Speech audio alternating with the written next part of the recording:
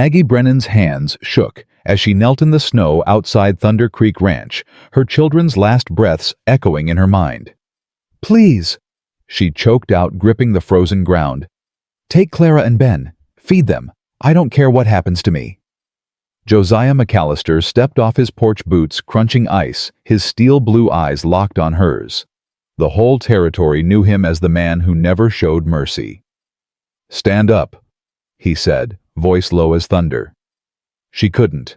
Her legs had given out miles ago. Before we continue, if this story is already gripping your heart, hit that subscribe button right now.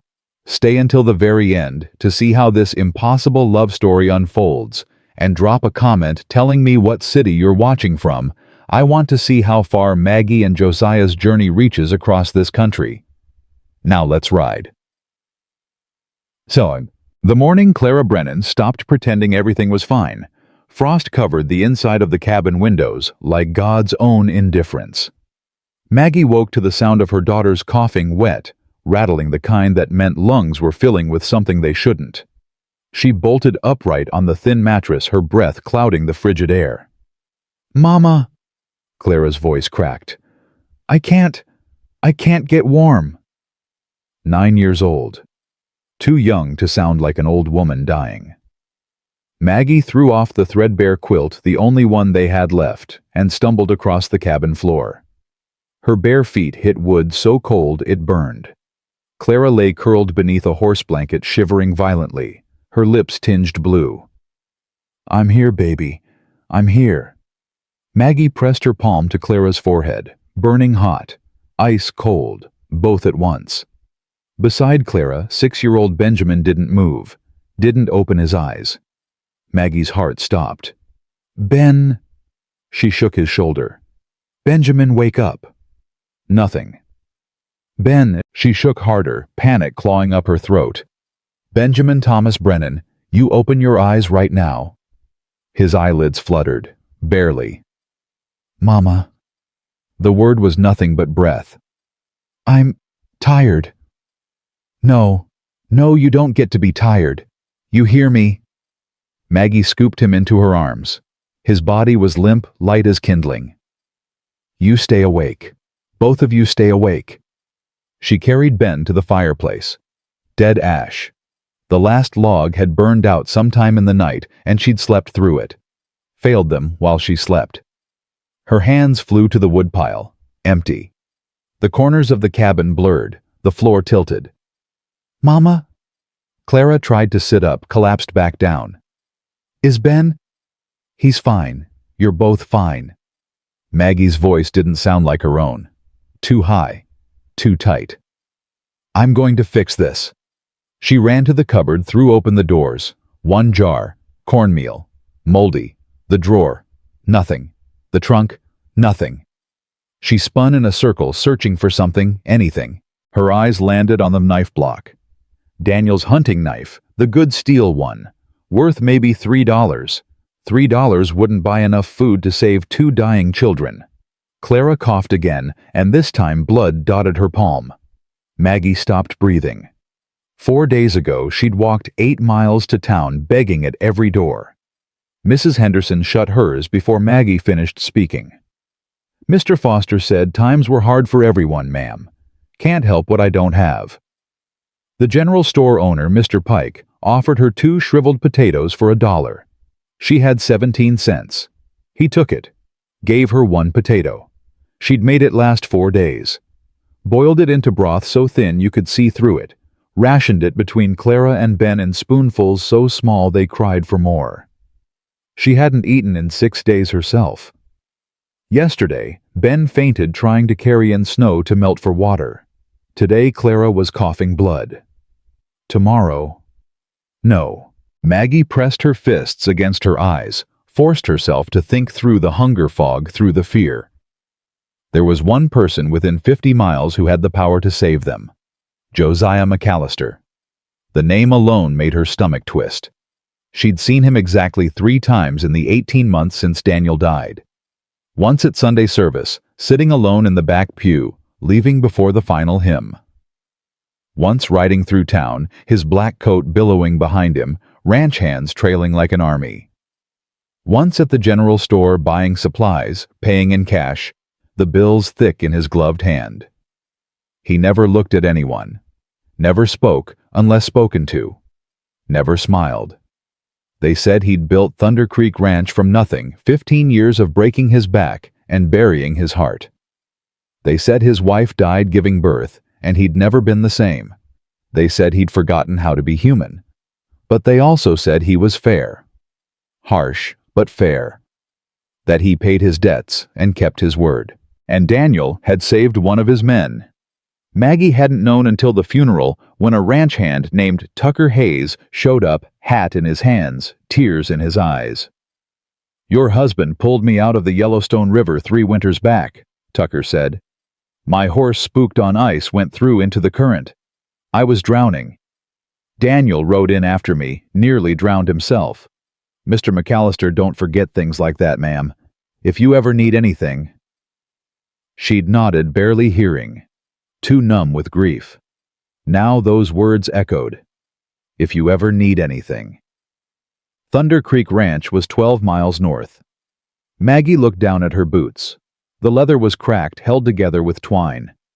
Her dress hung off her shoulders 2 sizes too big now. Her hands shook constantly, whether from cold or hunger she couldn't tell anymore. 12 miles. In January. With a snowstorm building in the west. She looked at Clara, blood on her lips. At Ben, barely breathing. 12 miles wasn't impossible.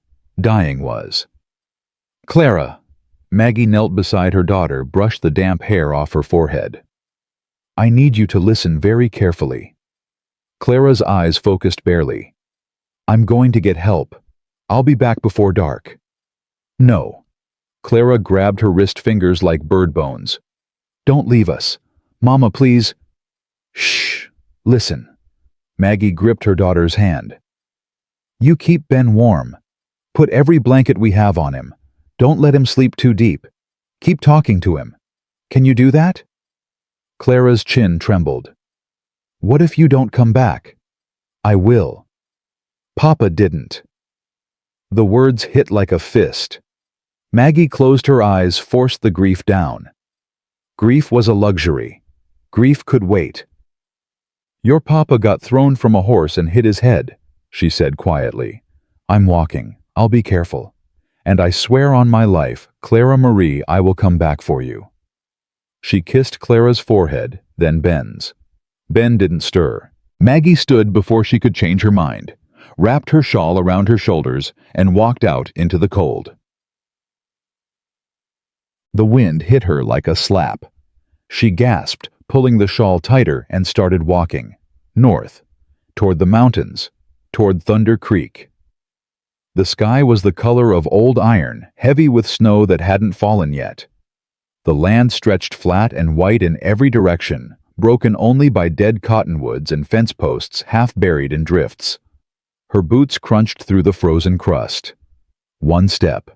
Another. Another. Don't think about the distance. Don't think about the cold. Don't think about Clara's blood or Ben's stillness. Just walk. The first mile was numb determination. The second mile her toes went numb for real. Third mile she started talking to Daniel. "I'm going to McCallister," she said aloud, her breath fogging white. "I know you'd hate it, hate me begging. But I don't have a choice, Danny. I don't." The wind answered. "Tucker said he owes you. I'm going to collect." Her voice cracked. "I'm sorry I couldn't keep the homestead. Sorry I couldn't keep the crops alive, couldn't keep the cow alive, couldn't—" She stumbled on a hidden rut, went down hard on one knee. Pain shot up her leg. She bit down on a cry, tasted blood where she'd bitten her tongue. "Get up." She pushed herself upright, kept walking. Fourth mile, the shawl wasn't enough. The cold soaked through her dress, through her skin, settled into her bones. Her fingers went stiff. Her face burned, and then went numb. Fifth mile, she started praying. "God, I know I haven't been to church since the funeral. I know I cursed you when Daniel died. But if you're listening, if you care at all, please let McCallister help. I'll do anything. Anything. 6th mile, she stopped believing God was listening. 7th mile, she saw the smoke. Thin gray lines rising against the darker gray sky, still miles away, but visible. Thunder Creek Ranch. Her heart lurched. She walked faster. 8th mile. The snow started. Big fat flakes at first, drifting lazy, then smaller, meaner, driving sideways into her face. 9th mile, she couldn't feel her feet anymore. 10th mile, she fell twice. 11th mile, she couldn't remember why she was walking. Couldn't remember names or faces, just the vague sense that someone needed her somewhere. Then the wind shifted and she smelled it. Wood smoke. Horses. Hay. She lifted her head. Buildings. Fences. A barn, red paint bright against the white. Thunder Creek Ranch. She'd made it. Her knees buckled. She caught herself on a fence post, clung to it, forced herself to stay upright. A man's voice cut through the wind. "Hey, someone's at the fence." Footsteps, boots thudding toward her. Ma'am, you all right?" She tried to answer. Her mouth wouldn't work. Strong hands gripped her shoulders. "Jesus, she's half frozen. Get Mr. McCallister, now." The world tilted. She was being lifted, carried. "Stay with me, ma'am. We got you." She blinked, snow melting on her eyelashes. Faces swam above her. Ranch hands, all broad shoulders and worried eyes. Then one face sharpened. Steel blue eyes. Hard jaw. A scar cutting through one eyebrow. Josiah McCallister. "Put her down," he said. The hands hesitated. "Sir, she's—" "I said put her down." They set her on her feet. She swayed, locked her knees. Josiah stepped closer, studied her like a man evaluating a horse. No warmth, no recognition. "You got a name?" he asked. "Maggie." Her voice rasped. "Maggie Brennan." No reaction. "Daniel Brennan's widow." Something flickered in his eyes. "Brennan." "Yes, sir." He waited. She tried to remember the words she'd practiced. They'd all blown away in the wind.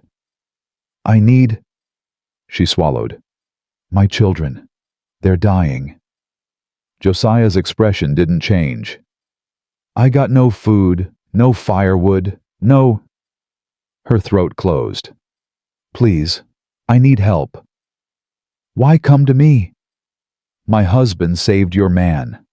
Tucker Hayes. 3 years back." Josiah's jaw tightened. "I remember." Hope flared. "Then you know I wouldn't ask if— What do you want?" The bluntness shocked her. "Food," she managed. "Just enough to—" "How many children?" "2. Clara's 9, Ben's 6. They haven't eaten in—" "Where's your homestead?" 7 miles southeast, past the cottonwood grove." "That's the old Brennan place," half collapsed. Shame burned through the cold. "Yes, sir."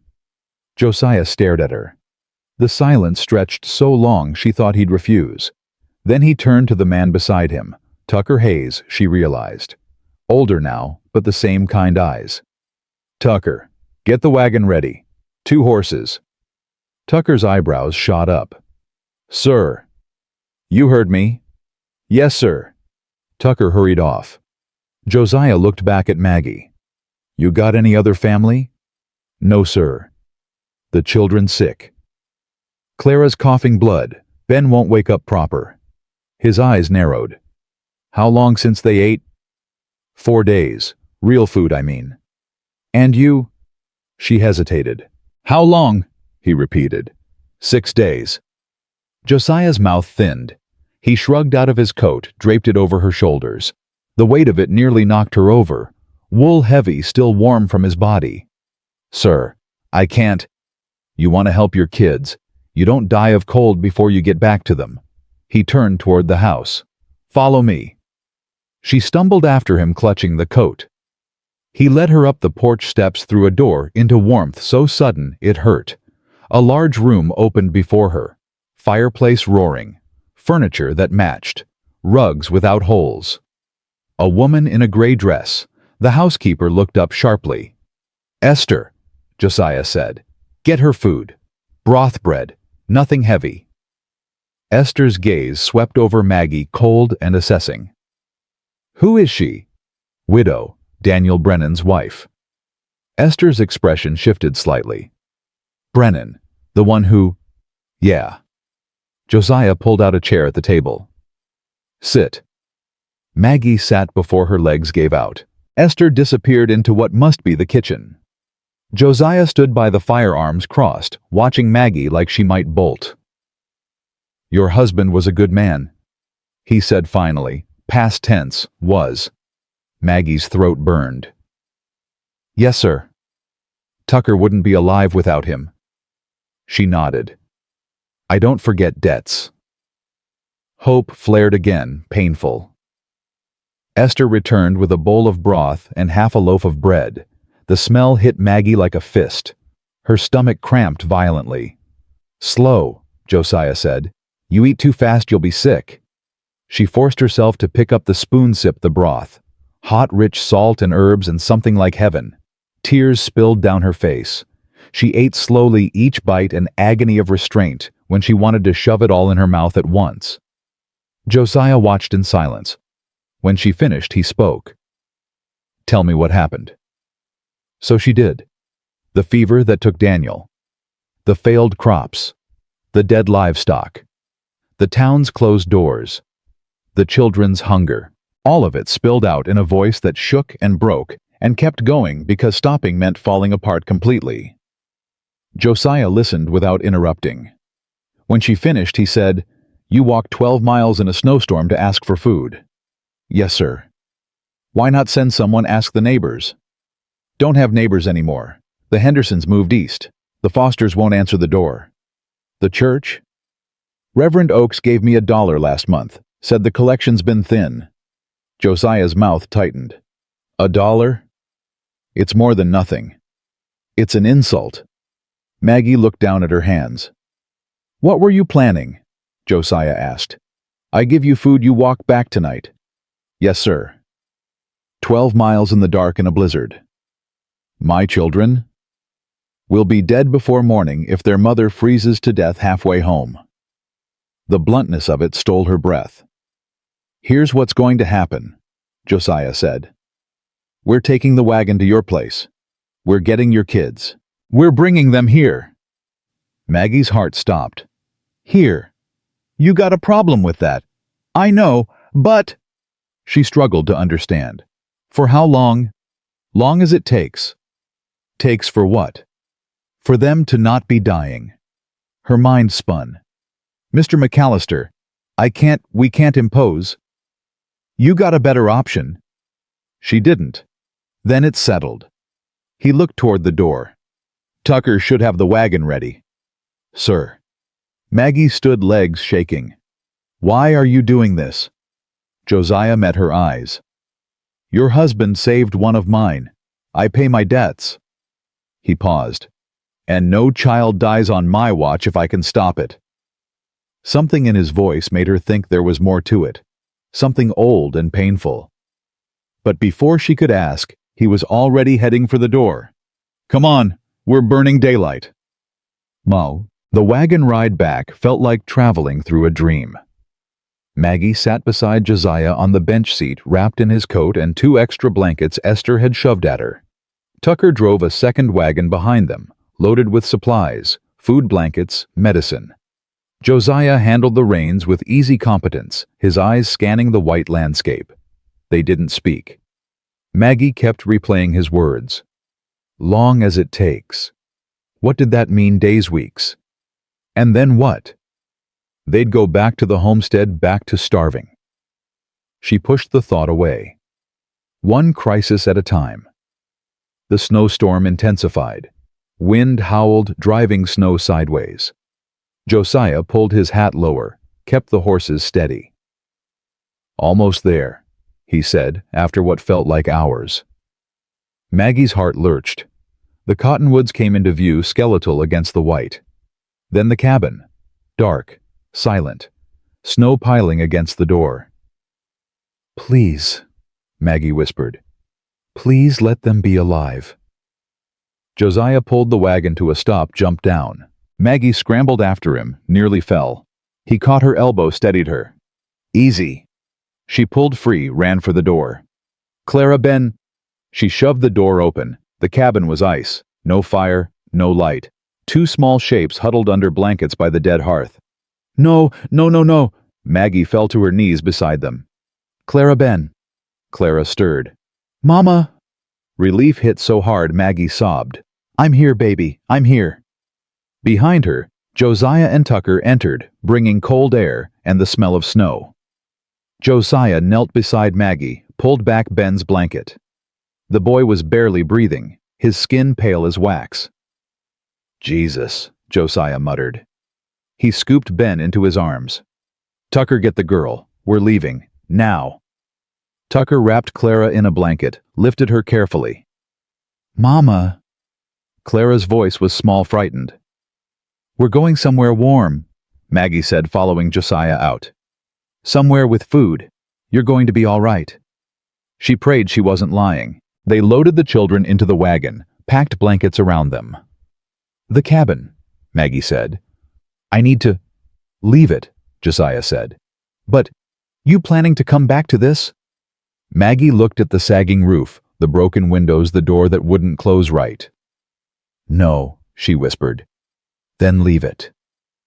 He climbed onto the wagon seat. Maggie took one last look at the place where she'd lived with Daniel, where they'd dreamed of building a life. Then she climbed up beside Josiah and didn't look back. The return trip was slower, the storm worse.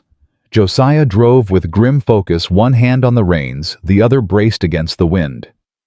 Beside him, Maggie held Ben against her chest, willing warmth into his small body. Clara leaned against her side, shivering. Almost there, Josiah said again. This time, Maggie believed him. The lights of Thunder Creek appeared through the snow, golden and impossible. Ranch hands rushed out, helping unload the children. Get them inside, Josiah barked. Esther, heat water for baths, warm up the guest rooms. Esther appeared in the doorway, eyes wide. When she saw the children, her expression softened. Bring them to the kitchen, she said. It's warmest. They carried Clara and Ben inside. Maggie followed, numb with exhaustion and relief and disbelief. The kitchen was huge, warm, smelling of bread and stew. Esther directed them to set the children in chairs near the stove. Get those wet clothes off, she ordered, already gathering towels and blankets. Maggie's hands shook as she undressed Ben, revealing ribs sharp as knives, skin stretched thin. Esther's mouth tightened. She said nothing, just wrapped him in warm blankets and started spooning broth between his lips. Clara drank on her own, small sips, eyes huge and wondering. Where are we? She whispered. Thunder Creek Ranch, Maggie said. Mr. McCallister's home. Clara looked at Josiah, standing silent by the door. Why? Good question. Josiah's gaze moved from Clara to Ben to Maggie. Because you needed help, he said simply. And your pa once helped me. Clara frowned, not understanding. Josiah turned to leave. Mr. McCallister, Maggie said. He stopped. She didn't have words big enough for what she felt. Gratitude didn't cover it. Relief didn't cover it. Thank you, she managed. Josiah's expression didn't change. Get some rest. We'll talk in the morning. He walked out, boots heavy on the floor. Esther handed Maggie a cup of broth. Drink. Maggie drank. Around her, the kitchen bustled with activity. Ranch hands bringing in supplies. Esther heating more water. Clara and Ben slowly coming back to life under blankets and warmth and food. And for the first time in 18 months, Maggie Brennan let herself believe that maybe, just maybe, they'd survive after all. Tagged. Maggie woke to sunlight. Real sunlight streaming through glass windows that weren't cracked, warming a room that didn't smell like rot and desperation. For 3 heartbeats, she didn't remember where she was. Then it all crashed back, the walk through the snow. Josiah's steel blue eyes, the warmth of this house wrapping around her children like a promise. She bolted upright.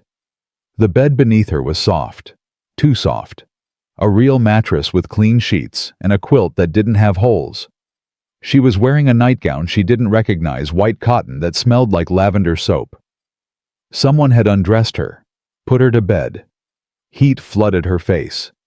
She swung her legs over the side feet, touching a rug instead of frozen floorboards. Her clothes were gone. In their place, folded neatly on a chair, sat a dress. Not hers.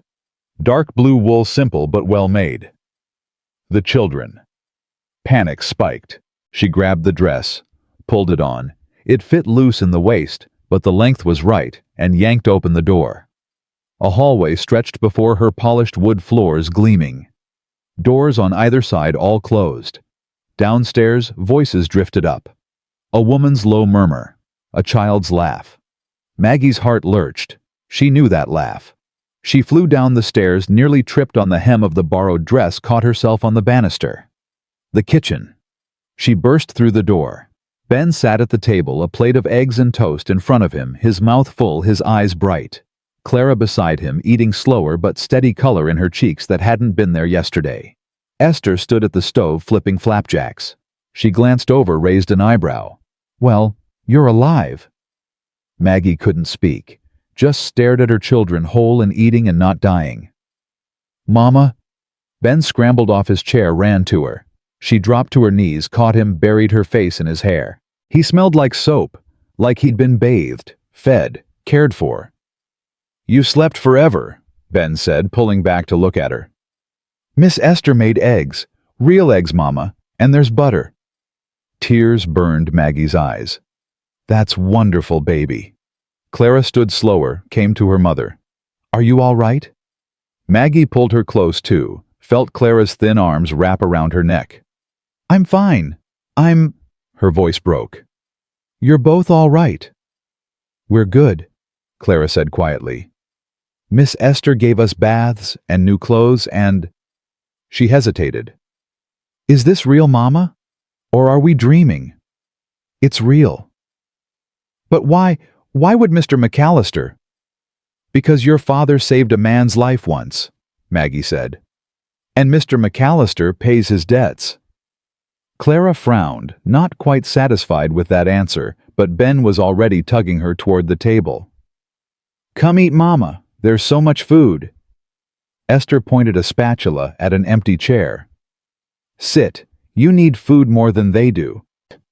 Maggie sat, and a plate appeared in front of her. Eggs, bacon, toast, jam. More food than she'd seen in months. Her hands shook as she picked up the fork. Esther watched her like a hawk. "Slow. You remember what Mr. McCallister said?" Maggie ate slowly, each bite an exercise in control. Her stomach cramped, protesting the sudden richness, but she forced it down. "Where is Mr. McCallister?" she asked between bites. "Out with the hands. Winter feeding." Esther poured coffee into a thick mug, set it in front of Maggie. "He'll be back before noon."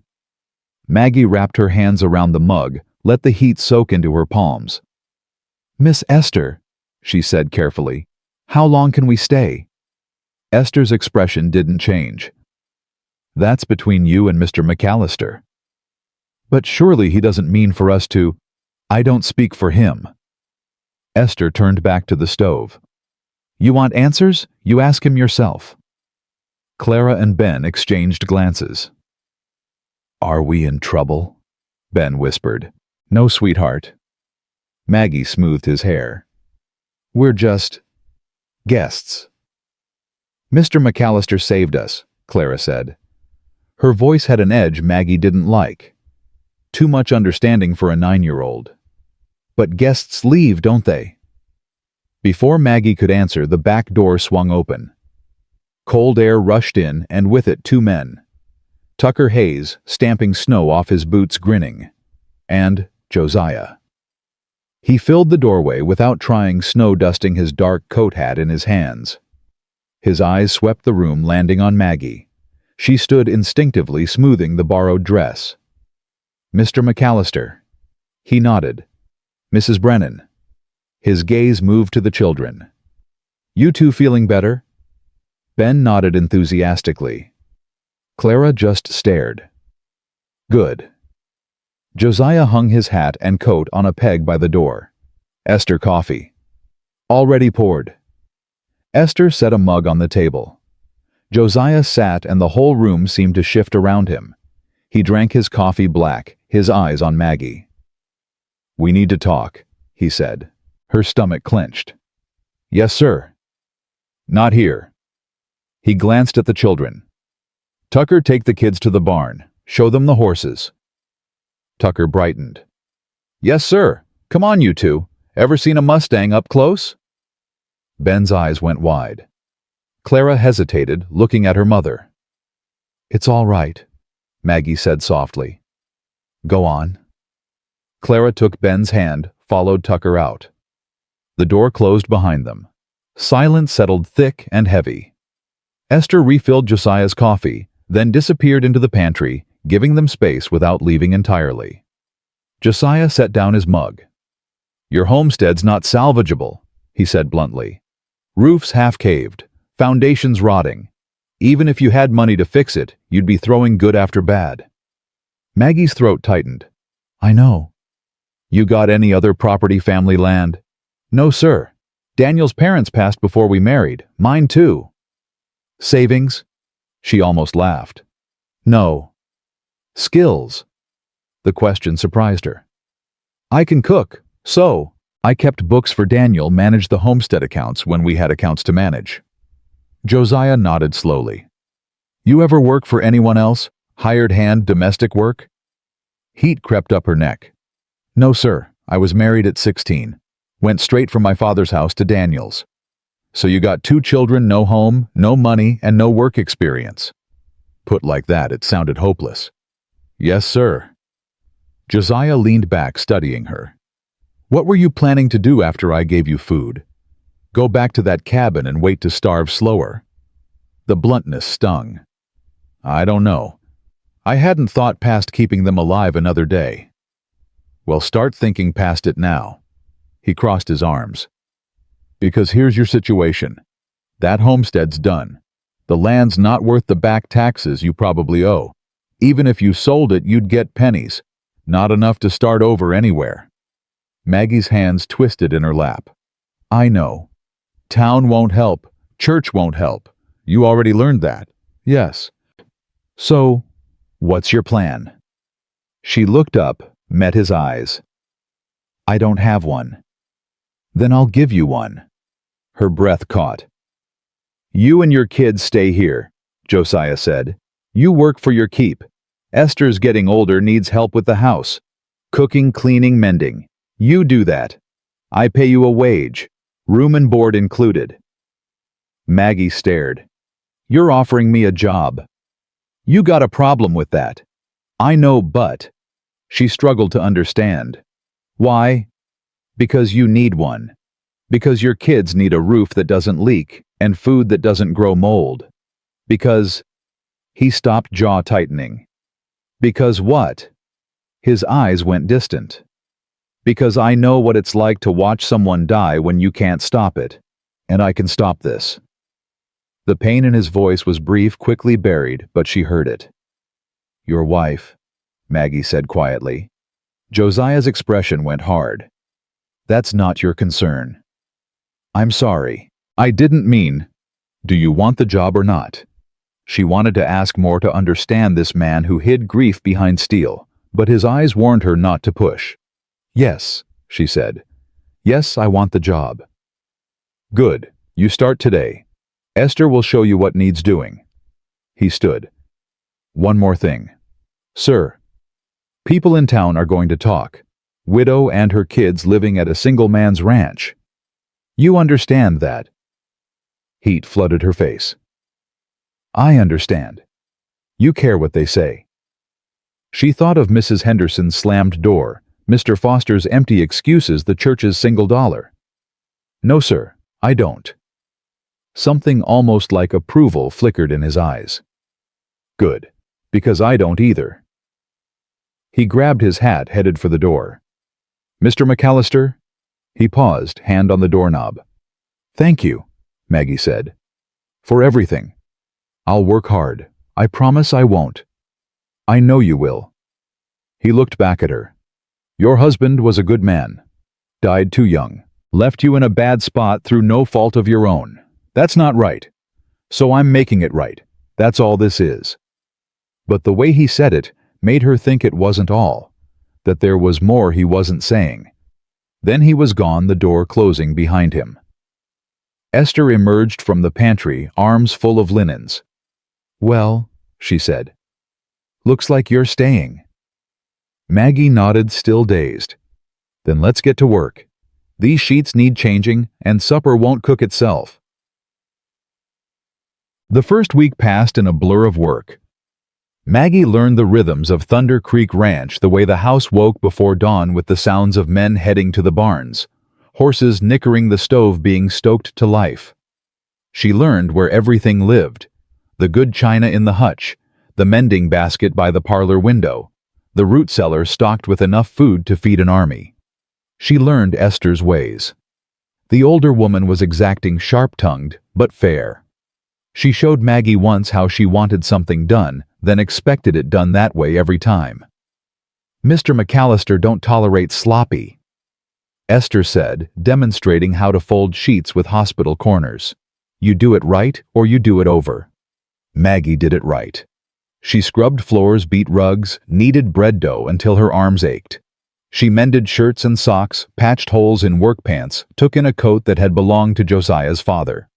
She peeled potatoes and carrots, plucked chickens, churned butter. It was hard work, honest work. And for the first time in 18 months, she didn't go to bed hungry. Clara and Ben thrived. Color returned to their cheeks, flesh to their bones. Ben followed Tucker around like a shadow, learning about horses and cattle, and how to mend a fence. Clara helped in the kitchen, quiet but observant, her eyes always watching. Josiah remained distant. He took breakfast alone in his office, spent days out on the range, returned after dark, smelling like leather and cold wind. When he did speak to Maggie, it was brief, practical. "We need more firewood brought up from the shed." "Yes, sir." "Esther says the upstairs window's sticking. I'll fix it tomorrow." "Thank you, sir." Always, sir. Always a wall between them. But sometimes she'd catch him watching her when he thought she wasn't looking. And once when Ben ran up to show him a rock he'd found. Josiah knelt down to examine it with the seriousness of a man appraising gold. "That's a good one," he said. "See the quartz? That means there might be more nearby." Ben's face glowed. Maggie's heart twisted. On the 8th day, Reverend Oakes came to visit. Maggie was beating rugs on the back porch when she heard the wagon. She looked up, saw the Reverend climbing down his black coat, stark against the snow. Esther appeared in the doorway. "Reverend, what brings you out here?" "Heard there's a widow and her children staying at Thunder Creek." His voice was kind, but his eyes were sharp. "Thought I'd check on their welfare." "They're fine," Esther said flatly. "I'd like to see for myself if you don't mind." Maggie set down the rug beater, came forward. "Reverend Oakes?" His expression softened. "Mrs. Brennan, I've been worried about you. When you didn't come to town for weeks." "We were starving," Maggie said bluntly. "I came here because Mr. McCallister was the only one who'd help." The Reverend flinched. "If I'd known it was that bad..." "You gave me $1 and said the collection was thin. I told you my children were hungry." "Yes, but I didn't realize." "Didn't realize we were dying, or didn't want to." Silence. The Reverend cleared his throat. "Mrs. Brennan, I understand you're grateful to Mr. McCallister, but people are talking. A young widow living alone with a single man." "I'm not living alone with him," Maggie said coldly. "I'm working for him, earning wages. Esther's here. Ranch hands are here. It's more proper than starving to death in a collapsing cabin." "I'm not questioning your morals." "Yes, you are." Reverend Oakes's mouth thinned. "I'm trying to protect your reputation." My reputation didn't feed my children. Mr. McCallister did. Hoofbeats interrupted them. Josiah rode up dismounted smoothly. His eyes went from Maggie to the Reverend, and something dangerous flickered in them. "Reverend," he said, "you got business here." "I came to check on Mrs. Brennan and her children." "They're fine." "So I see." The Reverend straightened. "Mr. McCallister, I mean no offense, but the optics of this situation." "The optics?" Josiah's voice went soft, deadly. "You mean people talking?" "Well, yes. Let them." Josiah stepped closer. "Mrs. Brennan works for me. Her children are safe fed and warm. If the good people of Willow Springs have a problem with that, they can come say it to my face." The Reverend paled. "I'm not suggesting—" "Yes, you are. You're suggesting I'd take advantage of a widow in a desperate situation. That's what you're implying." "No, because if that's what you think, Reverend, you don't know me at all." The two men stared at each other. Finally, Reverend Oakes stepped back. "I apologize. I overstepped." "Yes, you did. I'll be going." He glanced at Maggie. "Mrs. Brennan, if you ever need anything—" "I know where to find you," Maggie said. Her voice was ice. The Reverend left. Silence settled over the porch. "You all right?" Josiah asked quietly. Maggie realized her hands were shaking. "Yes." "He's not wrong about the talk." "I don't care." "You will. Eventually." She looked at him. "Will you—" His jaw tightened. "No." "Then neither will I." Something shifted in his eyes. Respect, maybe. Or surprise. "Good," he said. Then he walked past her into the house. Maggie stood on the porch, heart pounding, and realized she'd just drawn a line in the snow. There was no going back now. 2 weeks became 3. 3 became a month. January bled into February. The snow deepened, the cold intensified, but inside Thunder Creek Ranch, life settled into rhythms that felt almost normal. Maggie rose before dawn, started the fires, put coffee on. Esther joined her, and together they made breakfast for the ranch hands: flapjacks, eggs, bacon, biscuits with gravy. The men ate in the bunkhouse, but Josiah took his plate in the kitchen, now sitting at the table with the children, while Maggie and Esther worked. He didn't talk much, but he listened. To Ben's chatter about the horses, to Clara's careful questions about the ranch's finances. "How many head of cattle do you run?" Clara asked one morning. Josiah glanced at her surprised. "Around 800. Why?" "Just wondering. Papa used to say you can tell a ranch's health by its herd size." "Your papa was right." Josiah cut his bacon. "We're doing well this year. Lost fewer calves than expected." "Because of the new barn?" Clara asked. "Partly. And the windbreaks we built last fall."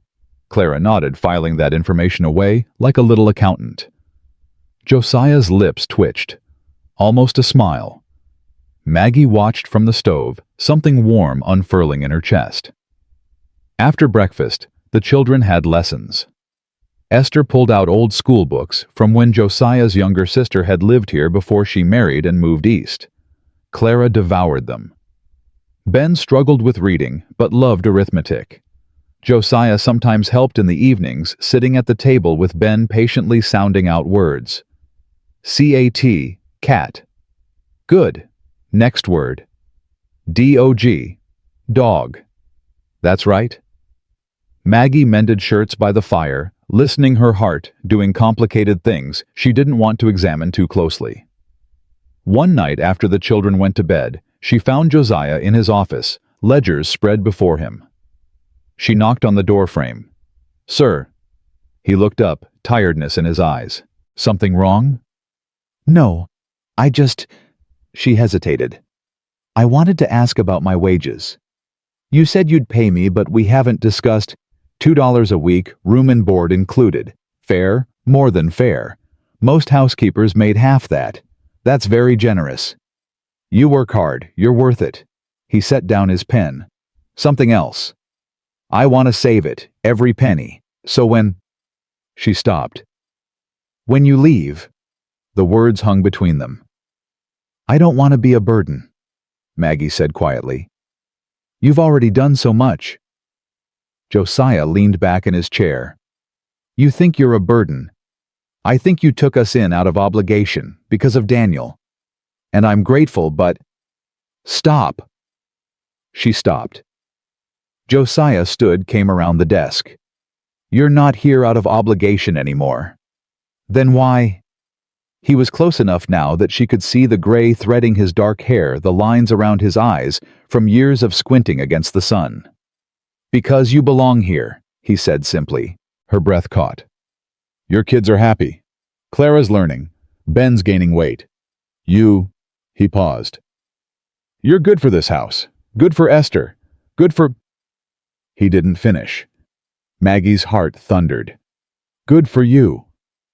His eyes met hers, and for the first time she saw past the steel, saw loneliness, saw hunger for something he'd denied himself for years. Yeah, he said quietly. Good for me. Neither of them moved. Then footsteps sounded in the hall, and Esther's voice called, Mr. McCallister, one of the hands needs you in the barn. The moment shattered. Josiah stepped back, grabbed his coat. We'll talk more later. He left. Maggie stood in his office, touching her face, feeling heat there that had nothing to do with the fire. March came with a thaw. Snow began to melt, revealing dead grass and mud. The river broke free of ice with sounds like cannon fire.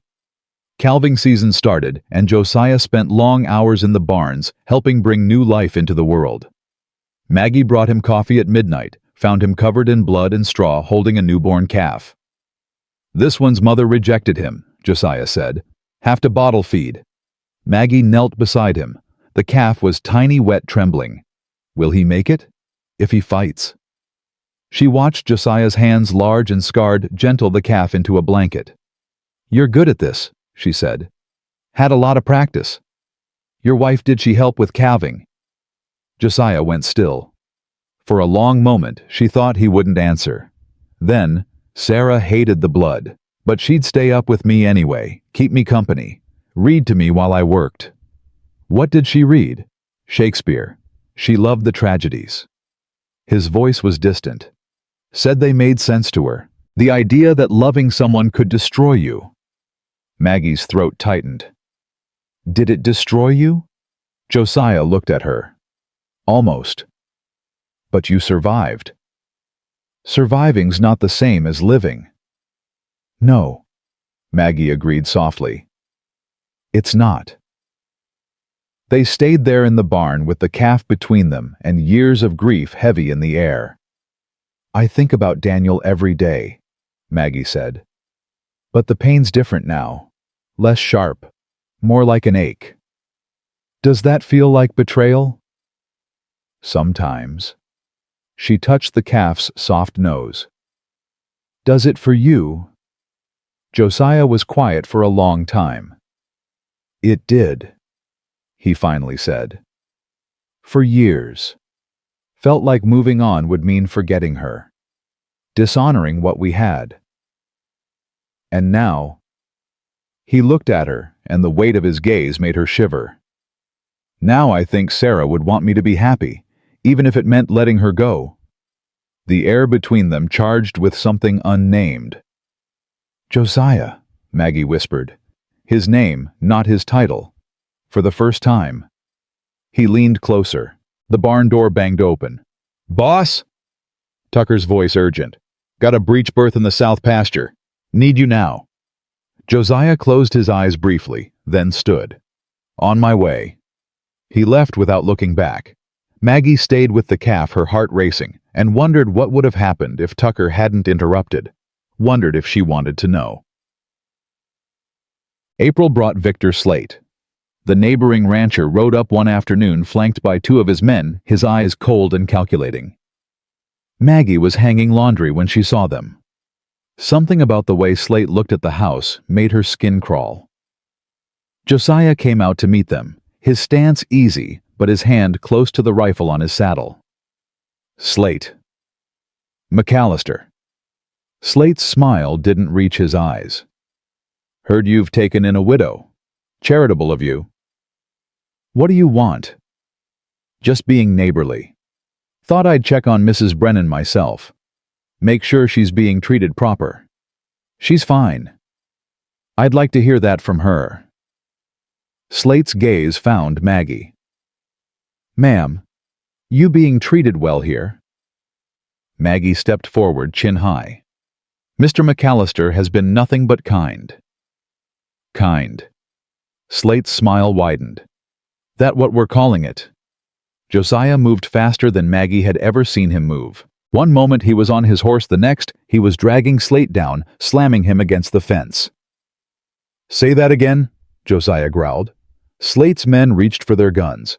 Tucker and 3 other ranch hands appeared from the barn rifles ready. I'd think real careful about your next move, Tucker said calmly. Slate's men froze. Slate laughed breathless. Easy, McCallister. Just making conversation. No, you're making accusations. About a woman who's done nothing but try to survive. Josiah's grip tightened. You got something to say about how I run my ranch, you say it. You want to insult Mrs. Brennan, you'll answer to me. All right, all right. Slate held up his hands. No offense meant. Josiah shoved him back. Get off my land. Slate straightened his coat, still smiling. Enjoy your charity work, McCallister, but don't be surprised when it costs you your reputation. He mounted his horse, rode off with his men. Silence settled. Josiah turned to Maggie. You all right? She was shaking. Yes. He won't bother you again. How do you know? Because I'll kill him if he does. He said it so matter-of-factly that she believed him.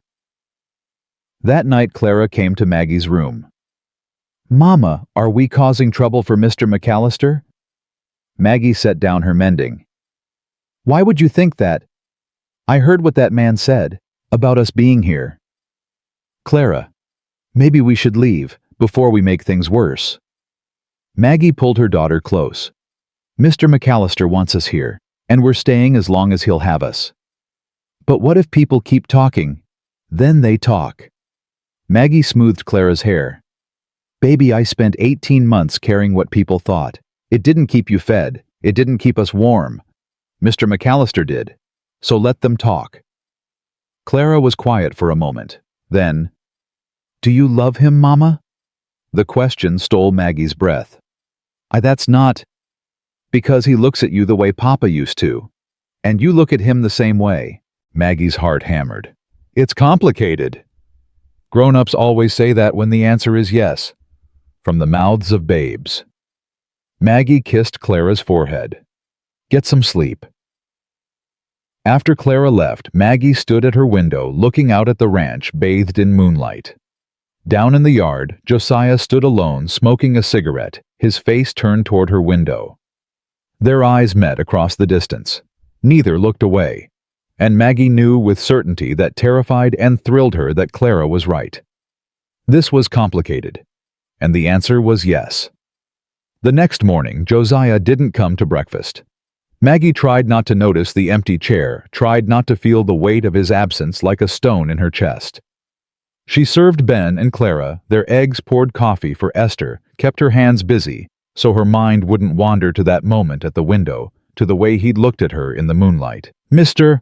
McCallister left before dawn, Esther said, not looking up from her biscuits. Took Tucker and headed north. Won't be back till tomorrow. Oh, Maggie's voice came out too casual. Ranch business. Always is. Esther's eyes flickered to her sharp and knowing. Man works himself half to death to avoid thinking too much. I don't know what you mean. Sure you don't. Esther dumped flour into a bowl. You're both fools, you know that. Maggie's cheeks burned. Esther. Don't Esther me. I got eyes. I see how he looks at you when you're not watching, how you look at him when he's not watching. like two people drowning who won't reach for each other because they're afraid of pulling the other one under. It's not like that. Then what's it like? Maggie set down the coffee pot, gripped the counter. He's my employer. I work for him. That's all. That all it is? That's all it can be. Esther snorted. Because of what people will say, people already talking, girl. Might as well give them something real to talk about. I can't. Maggie's voice cracked. Daniel's only been gone 18 months, and Josiah, he's still grieving his wife. We're broken people trying to survive. That's not love. That's desperation. You think love can't grow from desperation? Esther's hand stilled in the flour. My husband found me half dead from cholera, nursed me back to health. I married him 3 months later, had 42 years together before the pneumonia took him. Don't you tell me desperation can't turn into love. Maggie's throat tightened. I'm scared. Of what? Of dishonoring Daniel's memory. Of making a mistake. Of... She stopped. Of being happy, Esther asked quietly. The words hit like a fist. Maggie had been surviving for so long she'd forgotten what happiness even felt like. The idea of reaching for it felt selfish, felt wrong, felt like betraying every promise she'd made at Daniel's grave. I don't know how to do this, she whispered. Esther came around the counter, gripped Maggie's shoulders. Then figure it out. Because that man out there, he's been half alive for 8 years, and you've been half alive since your husband died. Maybe it's time you both started living again. Before Maggie could answer, the door burst open. Clara stood there wild-eyed. Mama, Ben's gone. Everything else vanished. What do you mean gone? He was in the barn with me helping with the calf, and then I turned around and he wasn't there. I looked everywhere, Mama. I can't find him. Maggie was already moving, grabbing her shawl, running for the door. The barn was empty except for the calf in its pen, bleeding softly. Maggie spun in a circle, heart hammering. Benjamin. Nothing. She ran outside, Clara beside her. When did you see him last? Maybe 10 minutes ago. He said he wanted to show the calf to the horses in the south pasture. The south pasture, a quarter-mile away past the creek. The creek that was running high and fast with snowmelt. Maggie's blood went cold. Get the ranch hands, she told Clara. Now. Clara ran. Maggie bolted toward the south pasture, her skirts tangling around her legs, her breath coming in gasps. She cleared the barn. The corral hit the path that led down to the creek. And heard it. A child's scream, high and terrified. Mama! She ran faster, lungs burning, and burst through the cottonwoods. The creek churned below, swollen and angry. And there, clinging to a fallen log in the middle of the current, was Ben. Hold on! Maggie screamed. Baby, hold on! Mama, I'm slipping! The log shifted. Ben's fingers scrabbled at the bark. Maggie didn't think. She kicked off her boots, waded into the water. The cold hit like knives. The current grabbed her, tried to pull her under. She fought it, pushing toward Ben, the water rising to her waist, her chest. I'm coming, Ben. Don't let go. Behind her, voices shouted, ranch hands running toward the creek, but they were too far. She was closer. The current slammed into her, knocked her off her feet. Water closed over her head. She surfaced, gasping, reached for the log. Her fingers found wood. She pulled herself up, got her arm around Ben. I got you. I got you. Mama, I'm scared. The log broke free. They went under. Water filled Maggie's mouth, her nose, her lungs. She kicked, pulled Ben against her chest, fought for the surface. Her head broke through. She gasped air, saw the bank too far, moving too fast. Rocks ahead, jagged and deadly. She twisted her body, took the impact on her shoulder. Pain exploded. She held Ben tighter, kept his head above water. Breathe, baby, breathe. Something hit her from behind. Arms strong and sure wrapped around both of them. Tucker's voice in her ear. I got you, ma'am. Don't fight me. Another set of hands grabbed Ben, pulled him toward the shore. Maggie's strength gave out. She went limp. Let Tucker drag her through the current. Felt rocks scrape her legs, her arms. Then solid ground. Hands lifting her. Voices everywhere. She rolled onto her side, vomited creek water, coughed until her ribs screamed. Ben! She choked out. Where's... Here, Mama. His small voice terrified but alive. She crawled to him, pulled him into her arms, felt his heart hammering against hers. You're all right. You're all right. I'm sorry, Mama. I just wanted to see the horses and I slipped and... Shh. It's okay. You're safe. Tucker knelt beside them, breathing hard. Ma'am, you damn near killed yourself. He's my son. Her voice shook. I'd do it again. I know you would. Tucker's eyes were bright with something between respect and fear. But next time, wait for help.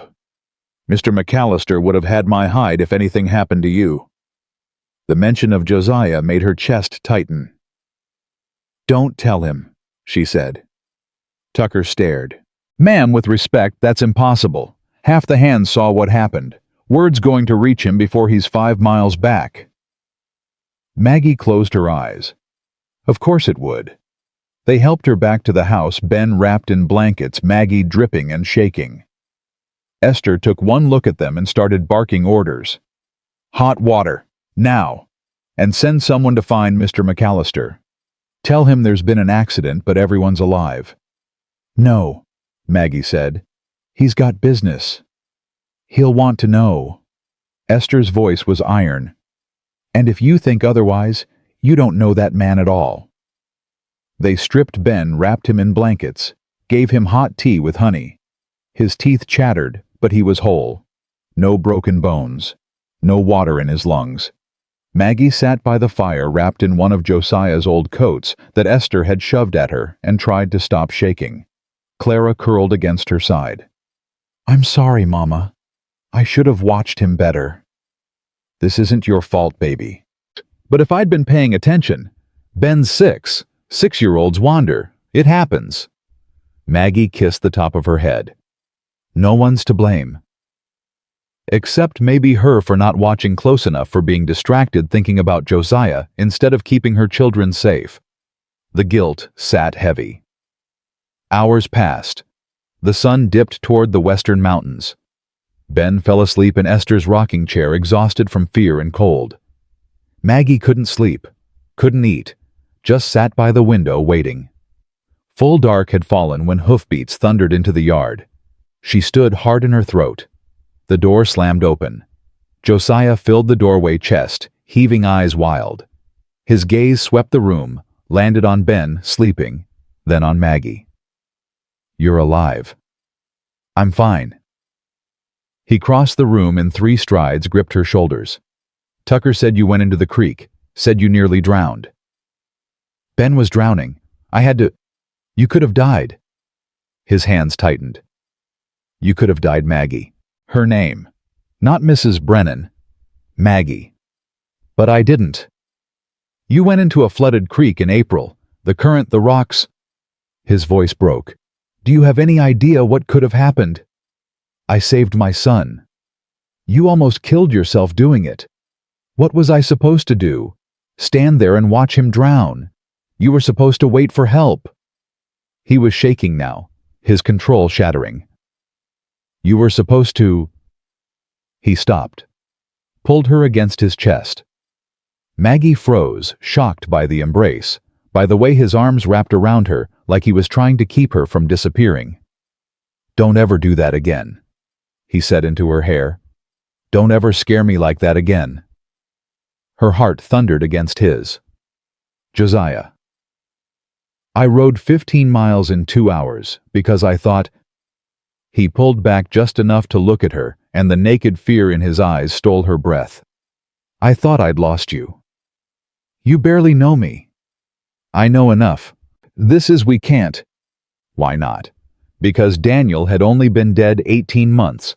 Because Josiah's wife had been dead 8 years and he'd never moved on. Because people would talk and judge and condemn. Because she was terrified of wanting something this much. "Because I'm not ready," she whispered. Something in his eyes dimmed. He stepped back, releasing her. "All right. Josiah." "No. You're right." His voice went flat, controlled again. "I overstepped. It won't happen again." He turned toward the door. "Wait." The word burst out before she could stop it. "That's not what I meant." He stopped but didn't turn around. Maggie's hands twisted in the coat. I need time to figure out what this is, what I'm feeling. I can't." Her voice cracked. "I buried my husband 18 months ago. And you loved your wife. Still love her, maybe. And I don't know if what we're feeling is real, or if we're just two lonely people trying to fill a void." "You think that's what this is?" He turned, and the look in his eyes was scorching. "A void I'm trying to fill. I don't know what this is." "Then let me tell you." He moved closer, and she had to tilt her head back to hold his gaze. "I loved Sarah, loved her with everything I had. And when she died, I buried that part of myself with her.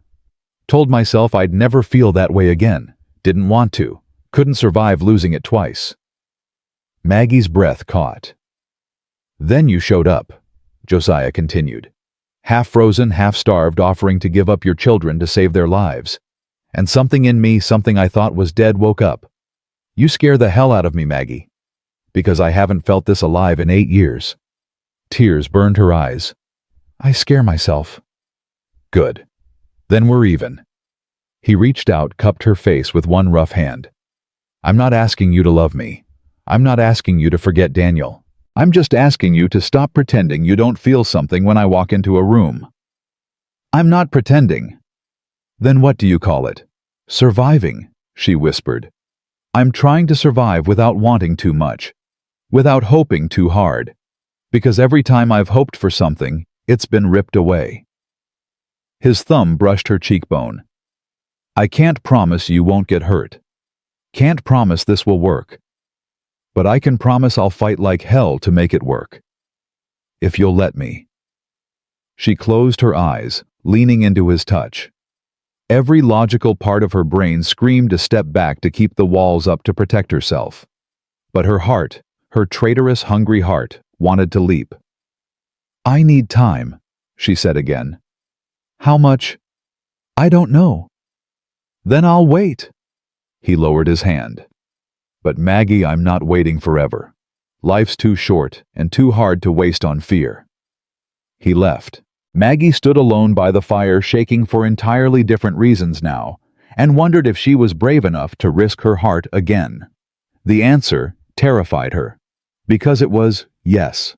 The days that followed were strange and taut, like a wire pulled too tight, vibrating with tension that nobody acknowledged but everyone felt.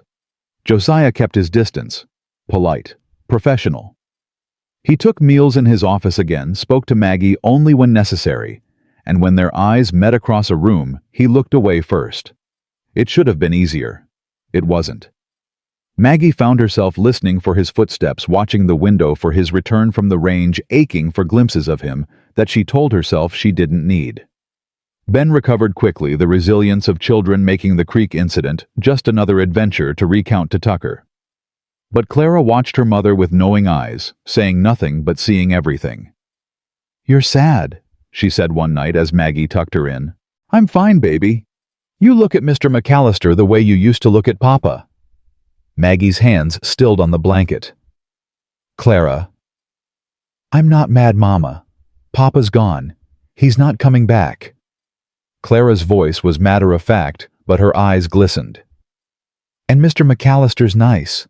He helped us when no one else would. If you wanted to..." "Wanted to what?"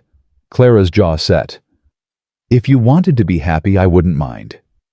The words cracked something open in Maggie's chest. "Oh, baby." She pulled Clara close. "When did you grow up so much? When we were starving and you pretended everything was fine so we wouldn't be scared. Clara's voice muffled against her shoulder. I know what you gave up for us, Mama. I know you walked through that blizzard even though you were dying too. So if Mr. McCallister makes you happy, you should let him. Maggie couldn't speak past the tears. That night, she lay awake staring at the ceiling, Clara's words echoing. If he makes you happy, you should let him. When had she stopped believing she deserved happiness? When Daniel died. Before that, when the crops failed and she watched her children go hungry. Or even earlier when she was 16 and married a man because it was expected. Not because she'd chosen it. She'd loved Daniel. Truly loved him. But their marriage had been born of duty and grown into affection, not the wild, desperate thing that seemed to burn between her and Josiah. This felt different, dangerous, like touching lightning. And maybe that's what scared her most. 3 days after the creek incident, Victor Slate rode onto Thunder Creek land again. Maggie was in the garden pulling early weeds when she heard the horses. She straightened, shading her eyes against the sun. Slate and 4 of his men, all armed. Ice slid down her spine. She started toward the house, but Slate spurred his horse, cutting her off. Mrs. Brennan, heard about your little accident at the creek. She said nothing, looking past him toward the barn. Where were the ranch hands? Must have been terrifying. Slate continued, his smile cold. Helpless widow, drowning child. Good thing McCallister's men were there to save you. What do you want, Mr. Slate? Just checking on your welfare, making sure McCallister's taking proper care of you. He is. Now if you'll excuse me. Slate's horse sidestepped, blocking her path again. You know, Mrs. Brennan, there's talk in town. About you and McCallister. About what a widow's really doing living at a single man's ranch. Heat flooded her face. That's none of your concern. Oh, but it is. See, I got a proposition for you. I'm not interested. You haven't heard it yet. Slate leaned down from his saddle. You come work for me instead. Proper job, proper wages. Separate housing for you and your children. All very respectable. Save your reputation before McCallister ruins it completely. Mr. McCallister has done nothing but help me. Sure he has. Out of the goodness of his heart, right? Slate's smile widened. You're not that naive, Mrs. Brennan. Men don't take in pretty widows for charity. They do it because they want something. Fury burned through her fear. You're disgusting. I'm honest, and my offer stands. Work for me, and I'll make sure no one questions your virtue. Get off this land. Or what you'll tell McCallister. Slate laughed. He's not even here, so I'm riding north this morning. Won't be back till dark. Behind Slate, his men shifted hands, drifting toward their guns. Maggie's heart hammered. She was alone. Esther was in town buying supplies. The children were inside. The nearest ranch hand was a rifle cocked. Everyone froze. Step away from her. Tucker stood 20 feet away, rifle leveled at Slate's chest. Behind him, 3 more hands emerged from the barn, all armed. Easy now, Slate said, raising his hands. Just having a conversation. Conversation's over. Tucker's voice was deadly calm. You got 3 seconds to get off this property before I put a bullet in you. McCallister's not here to protect you, Hayes. Don't need him. 1. Slate's jaw tightened. 2. This ain't finished. 3. Slate yanked his reins, wheeled his horse around. Let's go. He rode off, his men following. Tucker kept the rifle raised until they disappeared over the ridge. Then he lowered it, turned to Maggie. You all right, ma'am? She realized she was shaking. Yes, thank you. What did he want? To make trouble. Her voice steadied. Tucker, where were you, I thought? We saw them coming. Boss's orders are to never leave you alone if Slate shows up, so we stayed close out of sight, waiting to see what he'd do. Tucker's eyes were hard. He made his move. Now we know. Know what? That he's not just talk. He's planning something. Fear spiked. Should we tell Josiah? Already sent a rider. He'll be back within the hour. Maggie nodded, tried to slow her racing heart. Tucker hesitated. Ma'am, if you don't mind me saying, Slate's right about one thing. You being here, it's causing talk. And talk can turn into action. Might be safer if I left. She lifted her chin. Is that what you think I should do? No, ma'am, I think you should stay. But I also think you and the boss need to figure out what this is before someone gets hurt. What this is? Tucker gave her a look. Ma'am, I ain't blind. Neither is anyone else on this ranch. We see how he looks at you, how you look at him, and we're fine with it. Boss deserves to be happy. But you gotta make it official, or men like Slate are gonna keep circling. Make it official. The words hung in the air. It's complicated, Maggie said weakly. It always is. Tucker tipped his hat. But complicated's better than regret. He walked away, leaving Maggie standing in the garden, her mind spinning. Josiah returned as the sun touched the mountains, riding hard, his face like thunder. He dismounted before his horse fully stopped, strode straight to Maggie. What happened? She told him. Everything. Slate's proposition, his veiled threats, the way his men had been armed and ready. Josiah's jaw worked. He touched you. No, Tucker intervened before. I'm going to kill him. Josiah, no. He threatened you on my land, in my garden, while I was gone. His voice was low, lethal. That's a line you don't cross. Violence will just make things worse. Things are already worse. He gripped her arms. Don't you see? He's not going to stop. Not until... He stopped, jaw clenching. Until what? Maggie whispered. Josiah's eyes burned into hers. Until you're protected. Really protected. In a way that makes it clear you're not available. Her breath caught. What are you saying? You know what I'm saying. Marriage. He was talking about marriage. The word hung unspoken between them. We barely know each other, Maggie said, but her voice shook. I know you'd die for your children. I know you're strong enough to walk through a blizzard and stubborn enough to wade into a flooding creek. I know you make the best biscuits I've ever tasted, and you hum when you think no one's listening. His hands tightened. I know when you smile, really smile, it feels like the sun coming out after a long winter.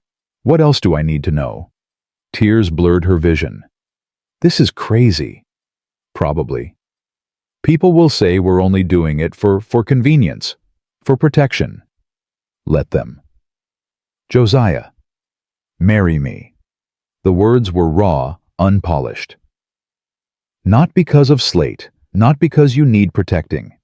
Marry me because when I thought you might have drowned, I realized I can't go back to half living. Marry me because I want to wake up every morning knowing you're here. Marry me because... His voice broke. Because I'm falling in love with you, he finished quietly. And I don't want to stop. The world tilted. Maggie stared at him, this man who'd saved her life, who'd given her children a home, who looked at her like she was something precious instead of broken. And she realized Clara was right. Esther was right. Tucker was right. She deserved to be happy, even if it terrified her. Ask me again, she whispered. Hope flared in his eyes. What? Ask me again, properly. Josiah dropped to one knee in the dirt, still holding her hand. Maggie Brennan, will you marry me? She looked down at him, this strong, wounded man who'd learned to hope again because of her. And she let herself fall. Yes. The word hung in the air between them, like a promise and a prayer. Josiah stood slowly, his eyes never leaving hers, and Maggie saw something in them she hadn't seen before, pure, unguarded joy. Say it again, he said, voice rough. Yes, I'll marry you. He pulled her into his arms, and this time she didn't hesitate. She wrapped her arms around his neck and held on, feeling his heart thunder against hers, feeling 8 years of loneliness and 18 months of grief crack open to let something new grow through. When he finally pulled back, His hands framed her face. "I won't let you regret this." "I already don't." He kissed her, then soft and careful, like she was something that might break. But Maggie had been broken before and survived it. She kissed him back, pouring everything she couldn't say into it. Hope and fear and desperate fragile trust. When they broke apart, both breathing hard, Josiah rested his forehead against hers. "How soon?" he asked. "How soon? What? How soon can we get married, because I don't want to give you time to change your mind." She laughed, the sound startling her. When was the last time she'd laughed? "I'm not going to change my mind." "Good. Because I'm riding to town tomorrow and talking to Reverend Oakes." The mention of the Reverend sobered her. "He's not going to be happy about this." "Don't care. The town will talk. Let them." Josiah's jaw set. "I've spent 8 years living for other people's opinions, for what's proper and expected and safe. I'm done with that." "Josiah, you want to wait, want a long engagement so people don't think we're rushing." Did she? Part of her, the part that still heard her mother's voice about propriety and reputation, said yes. But the larger part, the part that had walked through a blizzard and waded into a flooding creek, that had learned survival meant taking chances, said no. "I don't want to wait," she said. "But the children, Clara and Ben, they should be part of this decision." "You're right." He took her hand. "Let's talk to them." They found Clara and Ben in the kitchen with Esther, who took one look at their joined hands and faces and smiled. "Well, about damn time." "Esther," Maggie said, heat flooding her cheeks. "Don't Esther me. I got eyes." The older woman wiped her hands on her apron. "You two finally figure out what the rest of us knew months ago." "We're getting married," Josiah said simply. Ben's head snapped up. "Really? If it's all right with you and your sister." Clara stood slowly, her face unreadable. For a long moment she just looked at Josiah, and Maggie's heart clenched with fear that her daughter would object, would see this as a betrayal of Daniel's memory. Then Clara walked over and stood in front of Josiah. "You'll be good to her?" she asked. "To all of us?" "Yes." "You promise?" "I promise." Clara studied him a moment longer, then nodded. "Okay." Relief flooded Maggie. Ben launched himself at Josiah, wrapping his arms around his waist. "Does this mean you'll be our papa?" Josiah's hand came up to rest on Ben's head, and Maggie saw his throat work. "If you want me to be." "I want you to be." Ben looked up, eyes bright. "Can I call you Papa?" Josiah's eyes went shiny. He knelt down to Ben's level. "I'd be honored." "What about you?" Maggie asked Clara softly. "How do you feel about this?" Clara's jaw trembled. "Papa's gone. He's not coming back. And I miss him. I'll always miss him. But—" She looked at Josiah. "You saved us. You gave us a home when we had nothing. And you make Mama smile again. So yeah, I'm okay with it." Josiah held out his arm and Clara went to him. He pulled both children close, one arm around each, and looked at Maggie over their heads. This was her family now. Broken pieces fitted together into something new. "When's the wedding?" Esther asked. "Soon as Reverend Oakes will do it," Josiah said. "He's gonna have opinions. He can keep them to himself." Esther laughed. "This is gonna be interesting." The next morning, Josiah rode to town with Tucker. Maggie stayed behind, nerves eating at her stomach despite her certainty. What if the Reverend refused? What if the whole town rose up in scandal? What if Josiah changed his mind when faced with everyone's disapproval? "Stop pacing," Esther said from her chair by the fire. "You're making me dizzy." "I can't help it. He'll be back, and when he is, he'll have a wedding date." "You sound very sure." "Because I know Josiah McCallister. That man don't make promises he can't keep, and he promised to marry you, so he will." Maggie tried to take comfort in that. Tried to focus on the mending in her lap, but her hands shook too much to thread the needle.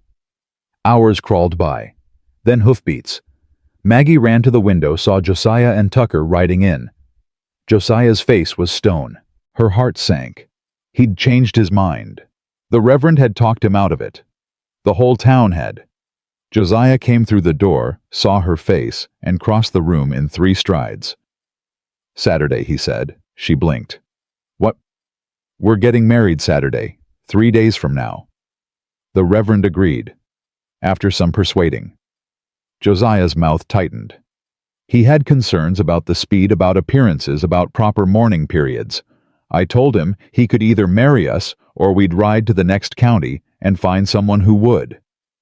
"Josiah, I also told him that if he had questions about your character or mine, he could ask them to my face instead of hiding behind scripture." His eyes blazed. "He chose to marry us." Tucker appeared in the doorway grinning. "Boss also made a sizable donation to the church roof fund. That might have helped change the Reverend's mind." "You bribed him?" Maggie asked, caught between shock and laughter. "I made a charitable donation," Josiah corrected. "The timing was coincidental." "Uh-huh." Esther's voice was dry. "And I'm the Queen of England." 3 days. Maggie repeated, the reality hitting her. "That's so soon." "Too soon." Josiah's hand found hers. "We can wait if you need—" "No." She gripped his fingers. "No 3 days is perfect. It's just, I don't have a dress, or flowers, or—" "You don't need any of that. Every bride needs a dress." Esther stood. "I got Sarah's wedding dress packed away. If you're comfortable wearing it—" She stopped looking at Josiah. His face had gone still. "Sarah's dress. She'd want it used," Esther said gently. "Hate to see it just sitting in a trunk when it could make someone happy."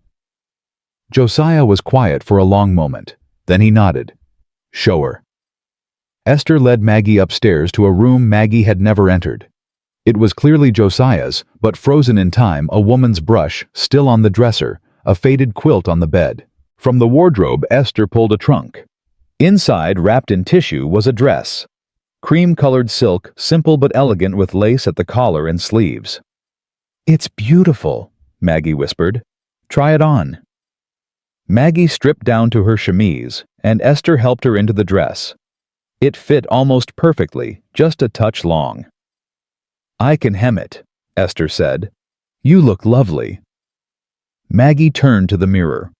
The woman looking back wasn't the starving widow who'd walked through a blizzard. Wasn't the desperate mother willing to give up her children. She looked like a bride. Like someone beginning instead of ending. "Do you think she'd mind?" Maggie asked quietly. "Sarah, do you think she'd mind me wearing her dress, marrying her husband?" Esther's hand rested on her shoulder. Sarah loved Josiah more than her own life, and when she was dying she made me promise something. Maggie turned. "What?" "She made me promise that if Josiah ever found someone else, someone who could make him happy again, I wouldn't let him sabotage it out of guilt." Esther's eyes were wet. She said he deserved to live, not just exist. That loving him meant wanting him to be happy, even if it was with someone else. Tears spilled down Maggie's cheeks. "So no," Esther said firmly. "Sarah wouldn't mind. She'd be grateful." That night, Maggie couldn't sleep. She stood at her window looking out at the ranch bathed in starlight and thought about Daniel. "I hope you'd understand," she whispered to the darkness. "I hope you'd want this for me, for the kids. I'll never forget you, Danny, but I can't keep living in the past." The wind rustled the curtains, and for a moment she imagined she felt his presence. Not angry or hurt, just peaceful, letting go. "Thank you," she whispered, "for giving me Clara and Ben, for the good years we had, for saving Tucker so that Josiah would feel indebted and take us in. Maybe you're still watching out for us, even now." The next morning, word spread through town like wildfire. Josiah McCallister was marrying the widow Brennan. Saturday, at the church. The town erupted. Mrs. Henderson told anyone who'd listen that it was scandalous, the widow barely in mourning. Clearly, she'd been angling for this all along. Mr. Foster said it was McCallister's business, but mighty quick, wasn't it? The general store owner took bets on whether the marriage would last a year. And Victor Slate heard the news and smiled. Friday afternoon, the day before the wedding, Maggie was in the garden when a wagon rolled up. Not Slate this time. A woman climbed down, middle-aged and stern-faced, wearing Sunday clothes on a Friday. "Mrs. Brennan." "Yes. I'm Dorothy Slate, Victor's wife." Ice slid through Maggie's veins. "I don't want any trouble, Mrs. Slate." "Neither do I. That's why I'm here." Dorothy looked around as if checking for listeners. "My husband is planning something, tomorrow, at your wedding." Maggie's blood ran cold. "What kind of something?" "I don't know exactly, but I heard him talking to his men. Something about making a scene, proving that McCallister's marriage is a sham. She hesitated. "He's obsessed with bringing Josiah down. Has been for years. Ever since McCallister outbid him on a land deal." "Why are you telling me this?" Dorothy's eyes were sad. "Because I know what it's like to love a hard man, to make a life with someone who's difficult and closed off. And I know what it's like when that man finally finds happiness again." She glanced toward the house. "Don't let Victor ruin this for you. Be ready tomorrow. Have people watching, and whatever happens, don't let him provoke Josiah into violence. That's what he wants. A reason to call the sheriff to press charges to take Thunder Creek in a lawsuit." "Why would you warn me if your husband—" "My husband is a bitter, angry man who's let jealousy poison him. But I'm not." Dorothy climbed back into her wagon. "Congratulations on your wedding, Mrs. Brennan. I hope you'll be happy." She drove away, leaving Maggie shaking. She ran to find Josiah, found him in the barn with Tucker. "Slate's planning something tomorrow," she said breathlessly. "At the wedding. Dorothy came to warn me." Josiah's face went hard. "What kind of something?" She didn't know. "But he wants to provoke you. Make you lose your temper. Get you arrested." "Then we cancel," Josiah said immediately. "Move the wedding. Do it here private, just us." "No!" The word came out fierce. "No, I'm not letting him control our lives. We're getting married tomorrow in that church like we planned." "Maggie, I'm done running, done hiding, done letting fear make my decisions." She gripped his arms. "We'll be careful. We'll be ready. But we're not giving him this." Tucker cleared his throat. "If I'm a boss, we could have the hands there. Armed but discreet. Anyone makes trouble, we handle it quiet-like." Josiah looked at Maggie. "You're sure about this?" "I've never been more sure of anything." Something in his eyes softened. "All right, we do it your way. But at the first sign of trouble—" "We handle it together," Maggie said. "That's what marriage means, right?" His mouth curved. "Yeah, that's what it means." That night, Maggie lay in bed too keyed up to sleep. Tomorrow she'd marry Josiah. Tomorrow she'd become Mrs. McCallister. Tomorrow her life would change forever. Fear and excitement warred in her chest. A soft knock at her door. "Mama," Clara's voice. "Come in, baby." Clara slipped inside, climbed into bed beside her mother. "Can't sleep either." "No." "Are you scared about tomorrow?" Maggie thought about it. "A little, but more excited than scared." "I think Papa would like Mr. McCallister," Clara said quietly. "They're both good men, both the kind who do what's right even when it's hard." "Yeah, I think he would too." "Do you love him, Mr. McCallister?" The question hung in the darkness. "I do," Maggie said softly. "Not the same way I loved your papa, but just as real, just as deep." "Good." Clara snuggled closer. "Because he loves you too, I can tell." "How?" "The way he looks at you when you're not watching, like you're the answer to something he forgot he was asking." Maggie's throat tightened. "When did you get so wise?" "When I had to grow up fast." Clara's voice was matter of fact. But that's okay. Growing up means I get to see you happy again. That makes it worth it." Maggie held her daughter close and let the tears come. Saturday dawned clear and bright, the sky so blue it hurt to look at. Esther dressed Maggie in Sarah's wedding dress, now perfectly hemmed. Clara wore a new dress Josiah had bought, pale yellow, that made her look young again. Ben wore a suit that was a bit too big, but he kept tugging at the collar with pride. "You look beautiful, Mama," Clara said. Maggie looked in the mirror. The woman looking back was thin still, but healthy, fed, whole, ready. They rode to town in the wagon, Tucker driving, 4 ranch hands riding alongside. Not obvious, but clearly there. The church sat at the edge of Willow Springs' white clapboard with a small bell tower. People gathered outside more than Maggie expected. Some curious, some supportive, some clearly disapproving. And in the back, on horseback, Victor Slate and 6 of his men. Maggie's heart hammered. Tucker helped her down, and she saw Josiah waiting at the church steps. He wore a black suit, his hair combed back, his face clean-shaven. He looked like a stranger, and exactly like himself all at once. When he saw her, his eyes widened. She walked toward him, Clara and Ben behind her, and the crowd parted. Whispers rose like wind through grass. "Can't believe he's going through with it." Widow's barely cold in her mourning clothes. "Scandalous, that's what it is." Maggie kept her chin high, her eyes on Josiah. He met her halfway, offered his arm. "You ready for this?" he asked quietly. "Are you?" "Been ready since you said yes." They walked into the church together. Reverend Oakes stood at the altar, his face carefully neutral. The church was packed, ranch hands, townspeople, the curious and the cruel, all mixed together. Maggie and Josiah stood before the Reverend, Clara and Ben beside them. "Dearly beloved," Reverend Oakes began. The doors slammed open. Victor Slate strode in, his men behind him. "I object," he announced. The church erupted in gasps and whispers.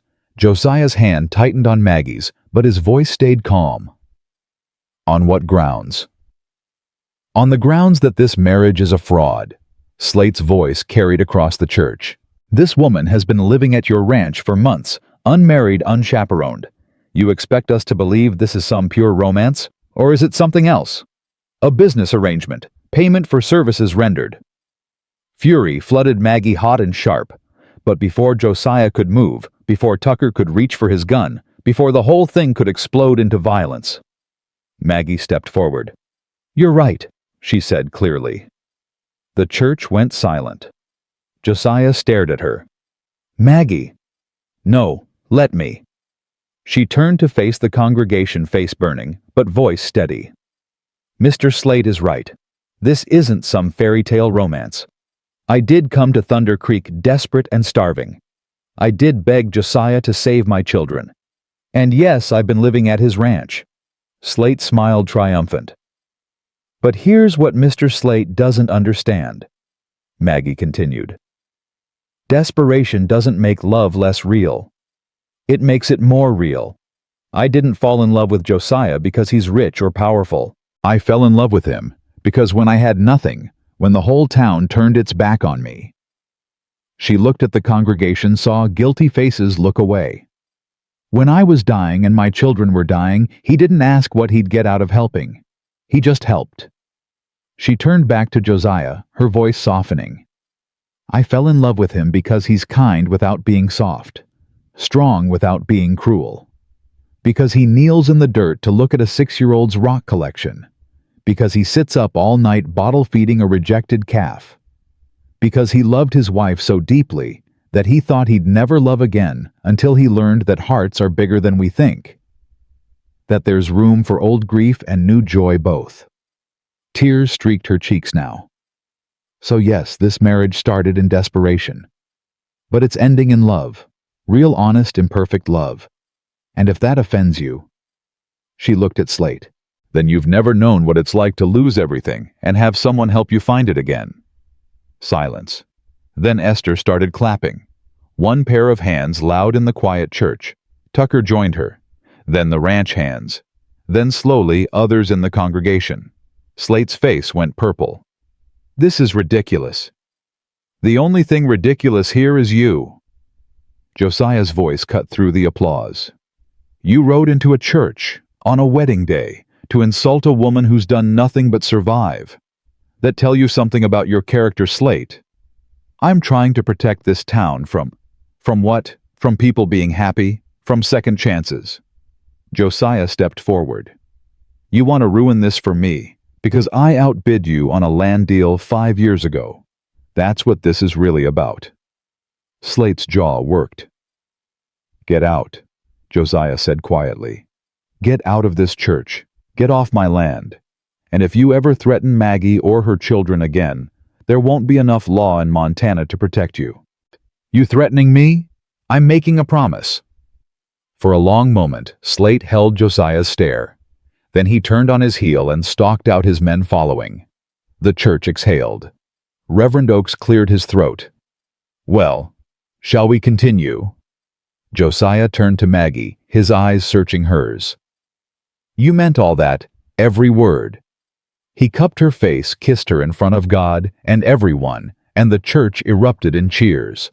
When they finally broke apart, both breathless, the Reverend said dryly, "I generally wait until after the vows for that part." Laughter rippled through the congregation. They spoke their vows, simple traditional words that meant everything. "I, Josiah, take you, Maggie. I, Maggie, take you, Josiah. Till death do us part." The Reverend pronounced them husband and wife, and Josiah kissed her again, softer this time, a promise for all the tomorrows ahead. They walked out of the church together into brilliant sunshine, and Maggie thought about how she'd walked through a blizzard to this moment, how close she'd come to giving up, how glad she was that she hadn't. Because here now, with Josiah's hand in hers, and her children beside her, and a whole future stretching out bright and uncertain and beautiful, she understood something she'd forgotten in all those months of starving and surviving. Life could be hard and still be worth living. Love could grow from desperation and still be real. And sometimes the best things came from the worst moments, if you were brave enough to reach for them. The reception happened in the churchyard, tables laden with food the townspeople had brought, despite their earlier gossip. Maggie stood beside Josiah, his arm around her waist, and watched people who'd turned her away months ago now smile and offer congratulations. Some of it was genuine. Some wasn't. She found she didn't care either way. "You were incredible in there," Josiah said quietly, his breath warm against her ear.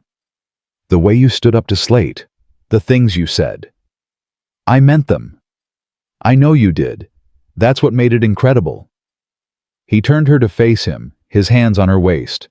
"You didn't need me to defend you. You defended yourself." "We're partners now," Maggie said. "That means fighting our own battles sometimes. And sometimes fighting them together. Yes, together." Mrs. Henderson approached, her face pinched with something between shame and obligation. "Mrs. McCallister, congratulations." The name still felt strange. Mrs. McCallister. Not Mrs. Brennan anymore. "Thank you, Mrs. Henderson. I hope—" The older woman faltered. "I hope you'll be very happy." What she didn't say hung in the air. "I'm sorry I turned you away. Sorry I let you starve. Sorry I chose comfort over compassion." Maggie could hold on to the anger, could throw those closed doors back in her face, or she could let it go. "I appreciate that," she said simply. Mrs. Henderson nodded, relieved, and moved away. "You're more forgiving than I'd be," Josiah muttered. "I'm not forgiving. I'm just done carrying that weight." Maggie looked up at him. "We're starting fresh, all of us. That means leaving the past where it belongs." His eyes searched hers. "Even Daniel?" The question didn't hurt the way it might have months ago. "Daniel will always be part of me. He gave me Clara and Ben. He taught me what it meant to build a life with someone." She touched Josiah's face. "But you taught me that life doesn't end when love dies. That hearts are bigger than we think. that there's room for both grief and joy. Josiah pulled her closer. I love you, Maggie McCallister. I love you too. They kissed, and around them the reception continued, life flowing forward, the way it always did, carrying them with it. Ben tugged on Josiah's coat. Papa, can I have more cake? Josiah grinned a real full smile that transformed his whole face. Yeah, son, you can have more cake. Maggie's heart swelled watching them, this man, who'd been so closed off, now kneeling to cut a slice for her boy. Their boy. Clara appeared at her side. You happy, Mama? Yeah, baby. I'm happy. Good. Clara squeezed her hand. You deserve it. The afternoon stretched long and golden, full of laughter and music, and people dancing in the churchyard. Maggie danced with Josiah, his hand warm in hers, moving to a fiddle's tune, while the sun dipped toward the mountains. Thank you, she said. For what? For seeing me when I was invisible. For helping when no one else would. For giving us a home. You gave me something too, Josiah said quietly. What? A reason to stop just surviving and start living again. They danced until the shadows grew long, until the guests started drifting home, until only the ranch hands and Esther remained helping clean up. Tucker approached, grinning. Boss, Mrs. McCallister, we got the wagon ready whenever you want to head home. Home. Thunder Creek Ranch was home now. Not just a place she worked, but truly home. They loaded the children into the wagon, both drowsy from excitement and cake. Esther climbed in beside them, and Josiah helped Maggie up before taking the reins. As they pulled away from the church, Maggie looked back once. There at the edge of the yard stood Reverend Oakes. He raised his hand in farewell, his expression thoughtful. She waved back, then turned to face forward, toward home, toward the future. The ride back was quiet, peaceful. Ben fell asleep against Esther's shoulder. Clara leaned against Maggie, her eyes drifting closed. The ranch hands rode ahead and behind, protective even now. Josiah's free hand found Maggie's, their fingers intertwining. You tired? He asked. Not really. Too much to think about. Like what? Like how different today is from 6 months ago. How much has changed? Regret any of it? She thought about walking through the blizzard, nearly frozen, desperate enough to offer up her children. Thought about the terror of watching Ben in the creek, the shame of begging for help, the fear of hoping again. No, she said. I don't regret any of it, because it brought me here, to you, to this. Josiah lifted her hand, kissed her knuckles. We're going to make this work, Maggie. Build something good, something that lasts. I know we will. Thunder Creek Ranch appeared on the horizon, lights glowing warm in the growing dusk. Smoke curled from the chimneys. Horses moved in the corrals. Everything looked the same as it had this morning. Everything was completely different. They pulled up to the house, and the ranch hands appeared to help unload. Congratulations again, boss, one of them said, tipping his hat. Ma'am. Thank you, James. Esther carried Ben inside while Clara followed, yawning. Josiah helped Maggie down, but instead of heading for the door, he held her there in the yard. What? She asked, smiling. Just looking at you. Why? Because you're my wife now. Still getting used to that. Me too. She touched his face. Josiah McCallister's wife. Never thought I'd be standing here like this. Neither did I. His arms came around her. But I'm grateful you are.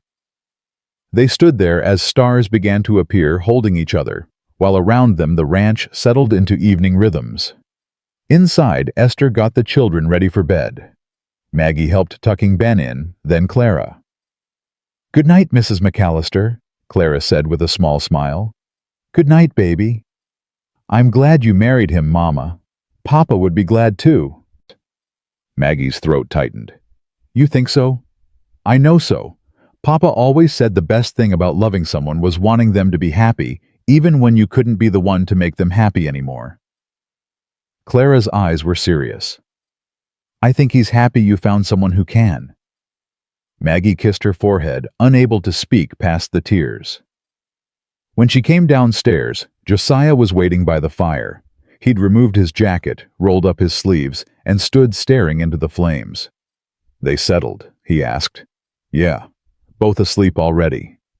He turned to her, and something in his expression made her breath catch. "Come here," he said softly. She went to him, and he pulled her into his arms. "I've been thinking," he said. "About what?" "About how close I came to never meeting you. If Daniel hadn't saved Tucker, if you'd given up before making that walk, if I'd been less stubborn about paying debts." His hand cupped her face. "So many things had to go exactly right for us to end up here." "Or exactly wrong," Maggie said, "depending on how you look at it." "No, right." His thumb brushed her cheek. "Because you're here. Because we're here. Because I get to spend the rest of my life with you." "That's a long time." "Not long enough." He kissed her then deeper than before, and she tasted promise in it. Promise and passion and a future full of mornings waking up beside him, of building a life together, of watching their children grow. When they finally broke apart, both breathless, Josiah rested his forehead against hers. "I want to do this right," he said. "Want to honor what we both lost. Want to build something new without forgetting what came before." "We will," Maggie said. "Together." "Together," he echoed. They stood by the fire as the house settled around them, the warmth seeping into their bones, and Maggie thought about all the ways love could surprise you, how it could grow in the darkest places, how desperation could transform into devotion, how two broken people could fit together into something whole. The next morning, Maggie woke in Josiah's arms. Sunlight streamed through the window. The room smelled like coffee and wood smoke. Somewhere downstairs, Esther was clattering pots and children's voices drifted up through the floorboards. Normal, domestic, beautiful. Josiah stirred, his eyes opening. When he saw her, he smiled. "Morning, wife?" "Morning, husband." "Sleep well." "Better than I have in years." He pulled her closer. "Get used to it." They lay there a while longer, neither wanting to move, until Ben's voice floated up the stairs. "Papa, Mama, come see, the calf is standing." Josiah laughed. "Duty calls." They dressed and went downstairs to find Ben and Clara in the kitchen, already eating breakfast. "The calf stood up all by himself," Ben announced proudly. "Tucker said it's because we took good care of him." "That's wonderful," Maggie said, kissing the top of his head. Over the next weeks, life settled into new patterns. Maggie still worked alongside Esther, but now as mistress of the house, rather than hired help. She learned the ranch accounts from Josiah sitting beside him in his office while he showed her the ledgers. "You should know all this," he said, "in case something happens to me."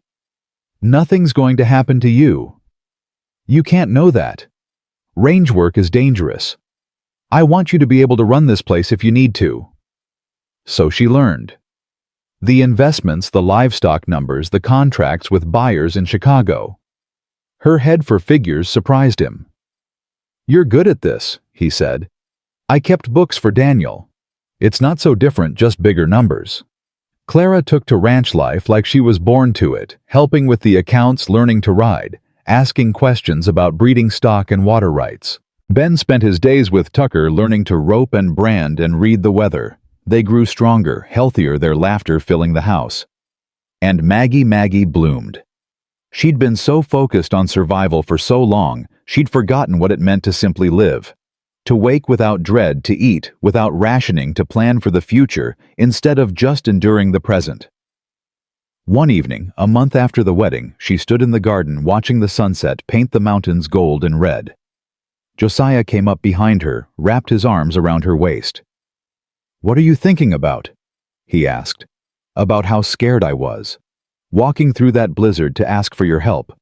How certain I was that I'd be turned away. And if I had turned you away." She leaned back against him. "I don't know.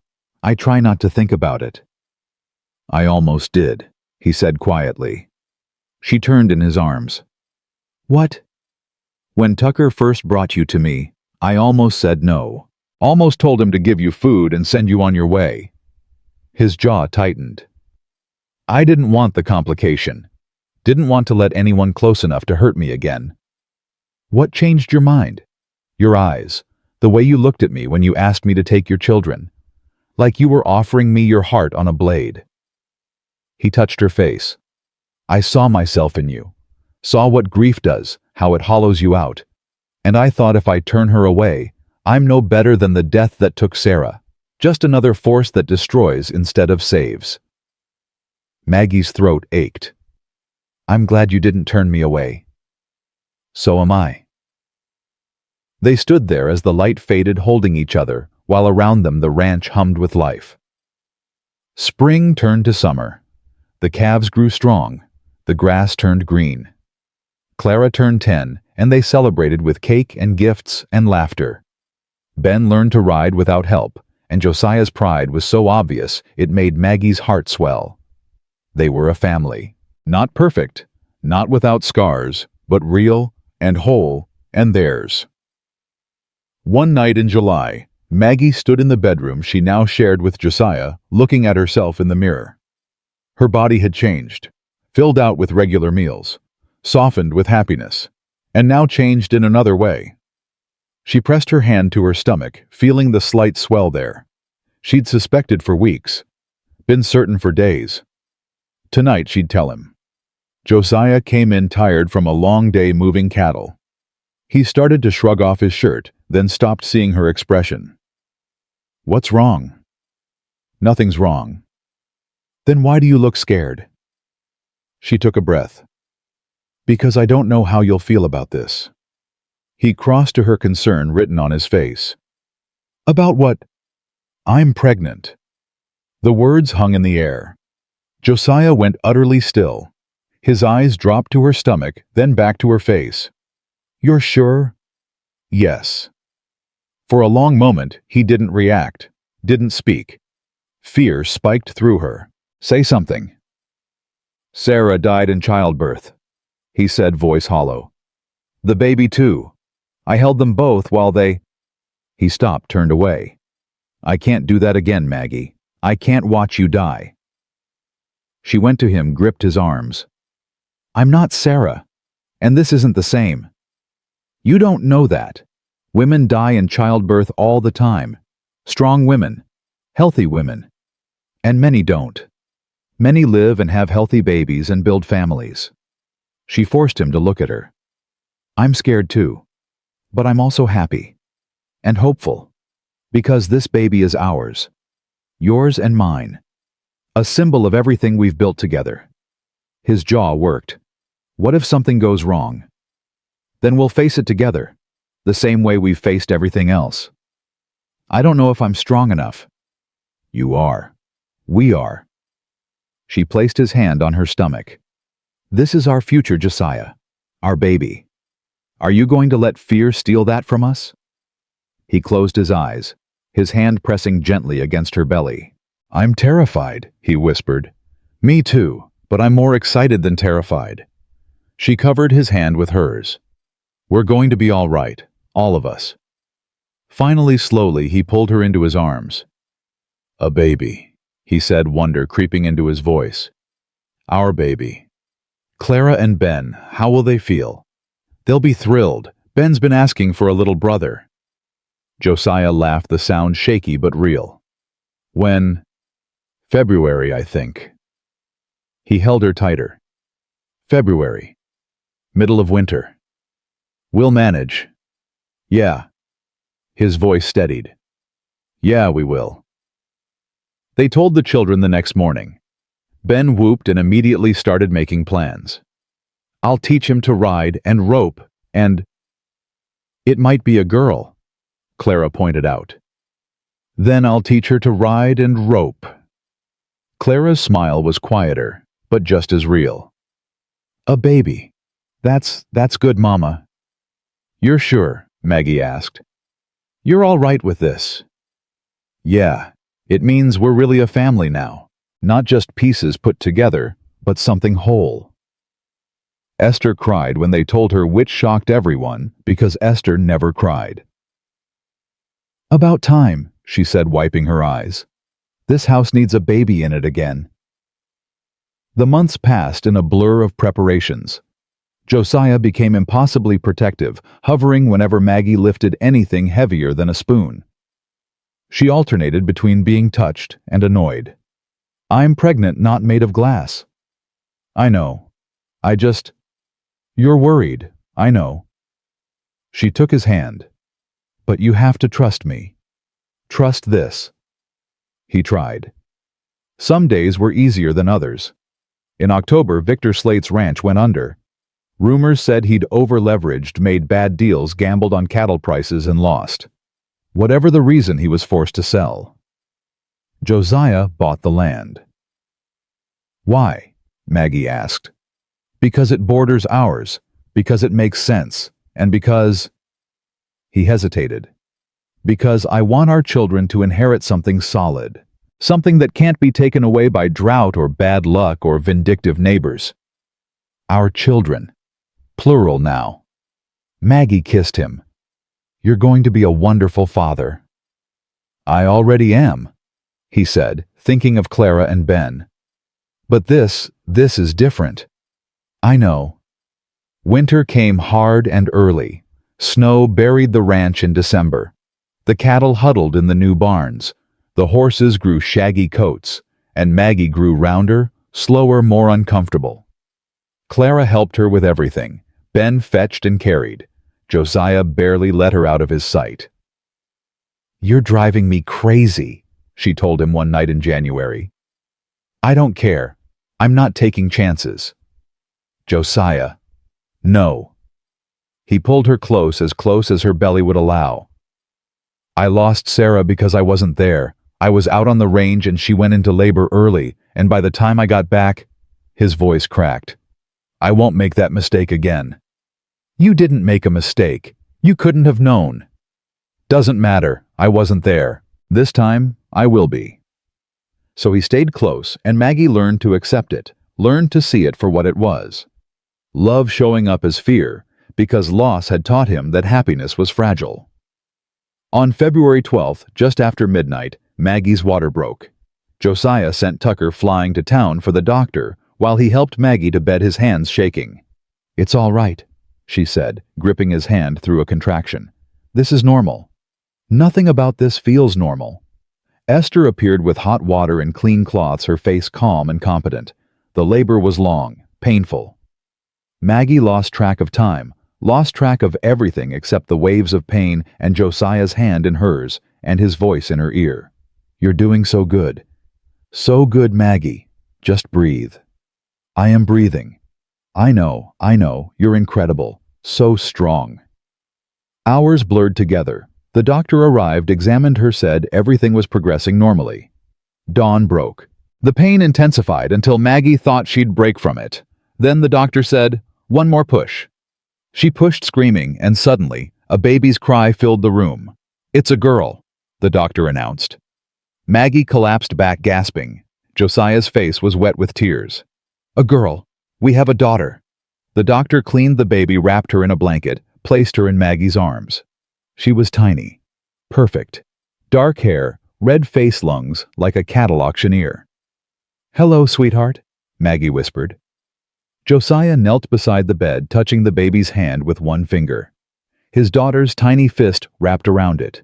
"She's beautiful," he breathed. "She is. What should we name her?" Maggie looked at him.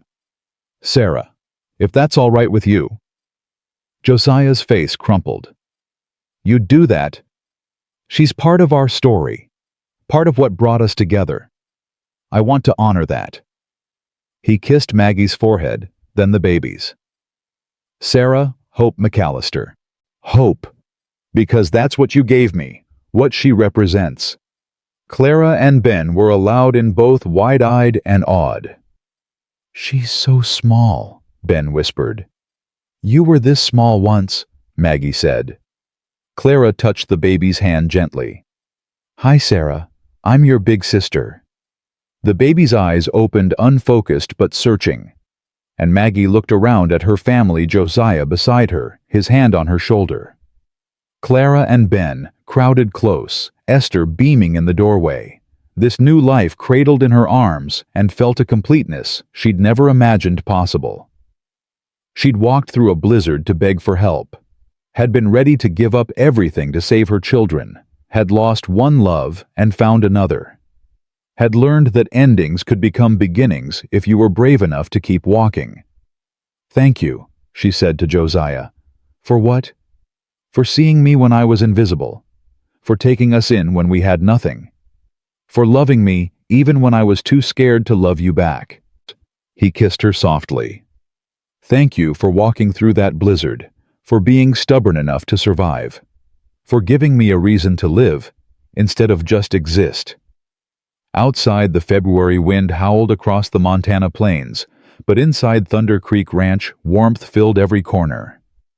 A family built from broken pieces, a love born from desperation and transformed into devotion, a future stretching out bright and uncertain and beautiful. Maggie Brennan had walked into a blizzard, ready to sacrifice everything.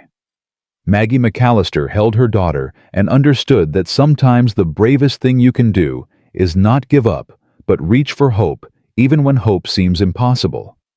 And sometimes, when you're brave enough to ask for help, when you're desperate enough to risk everything, when you're strong enough to keep walking, even when the cold bites and the path is dark. Sometimes you find exactly what you didn't know you were searching for. Not just survival, but life. Not just existence, but love. Not just an ending, but a beginning that makes every painful step worth taking.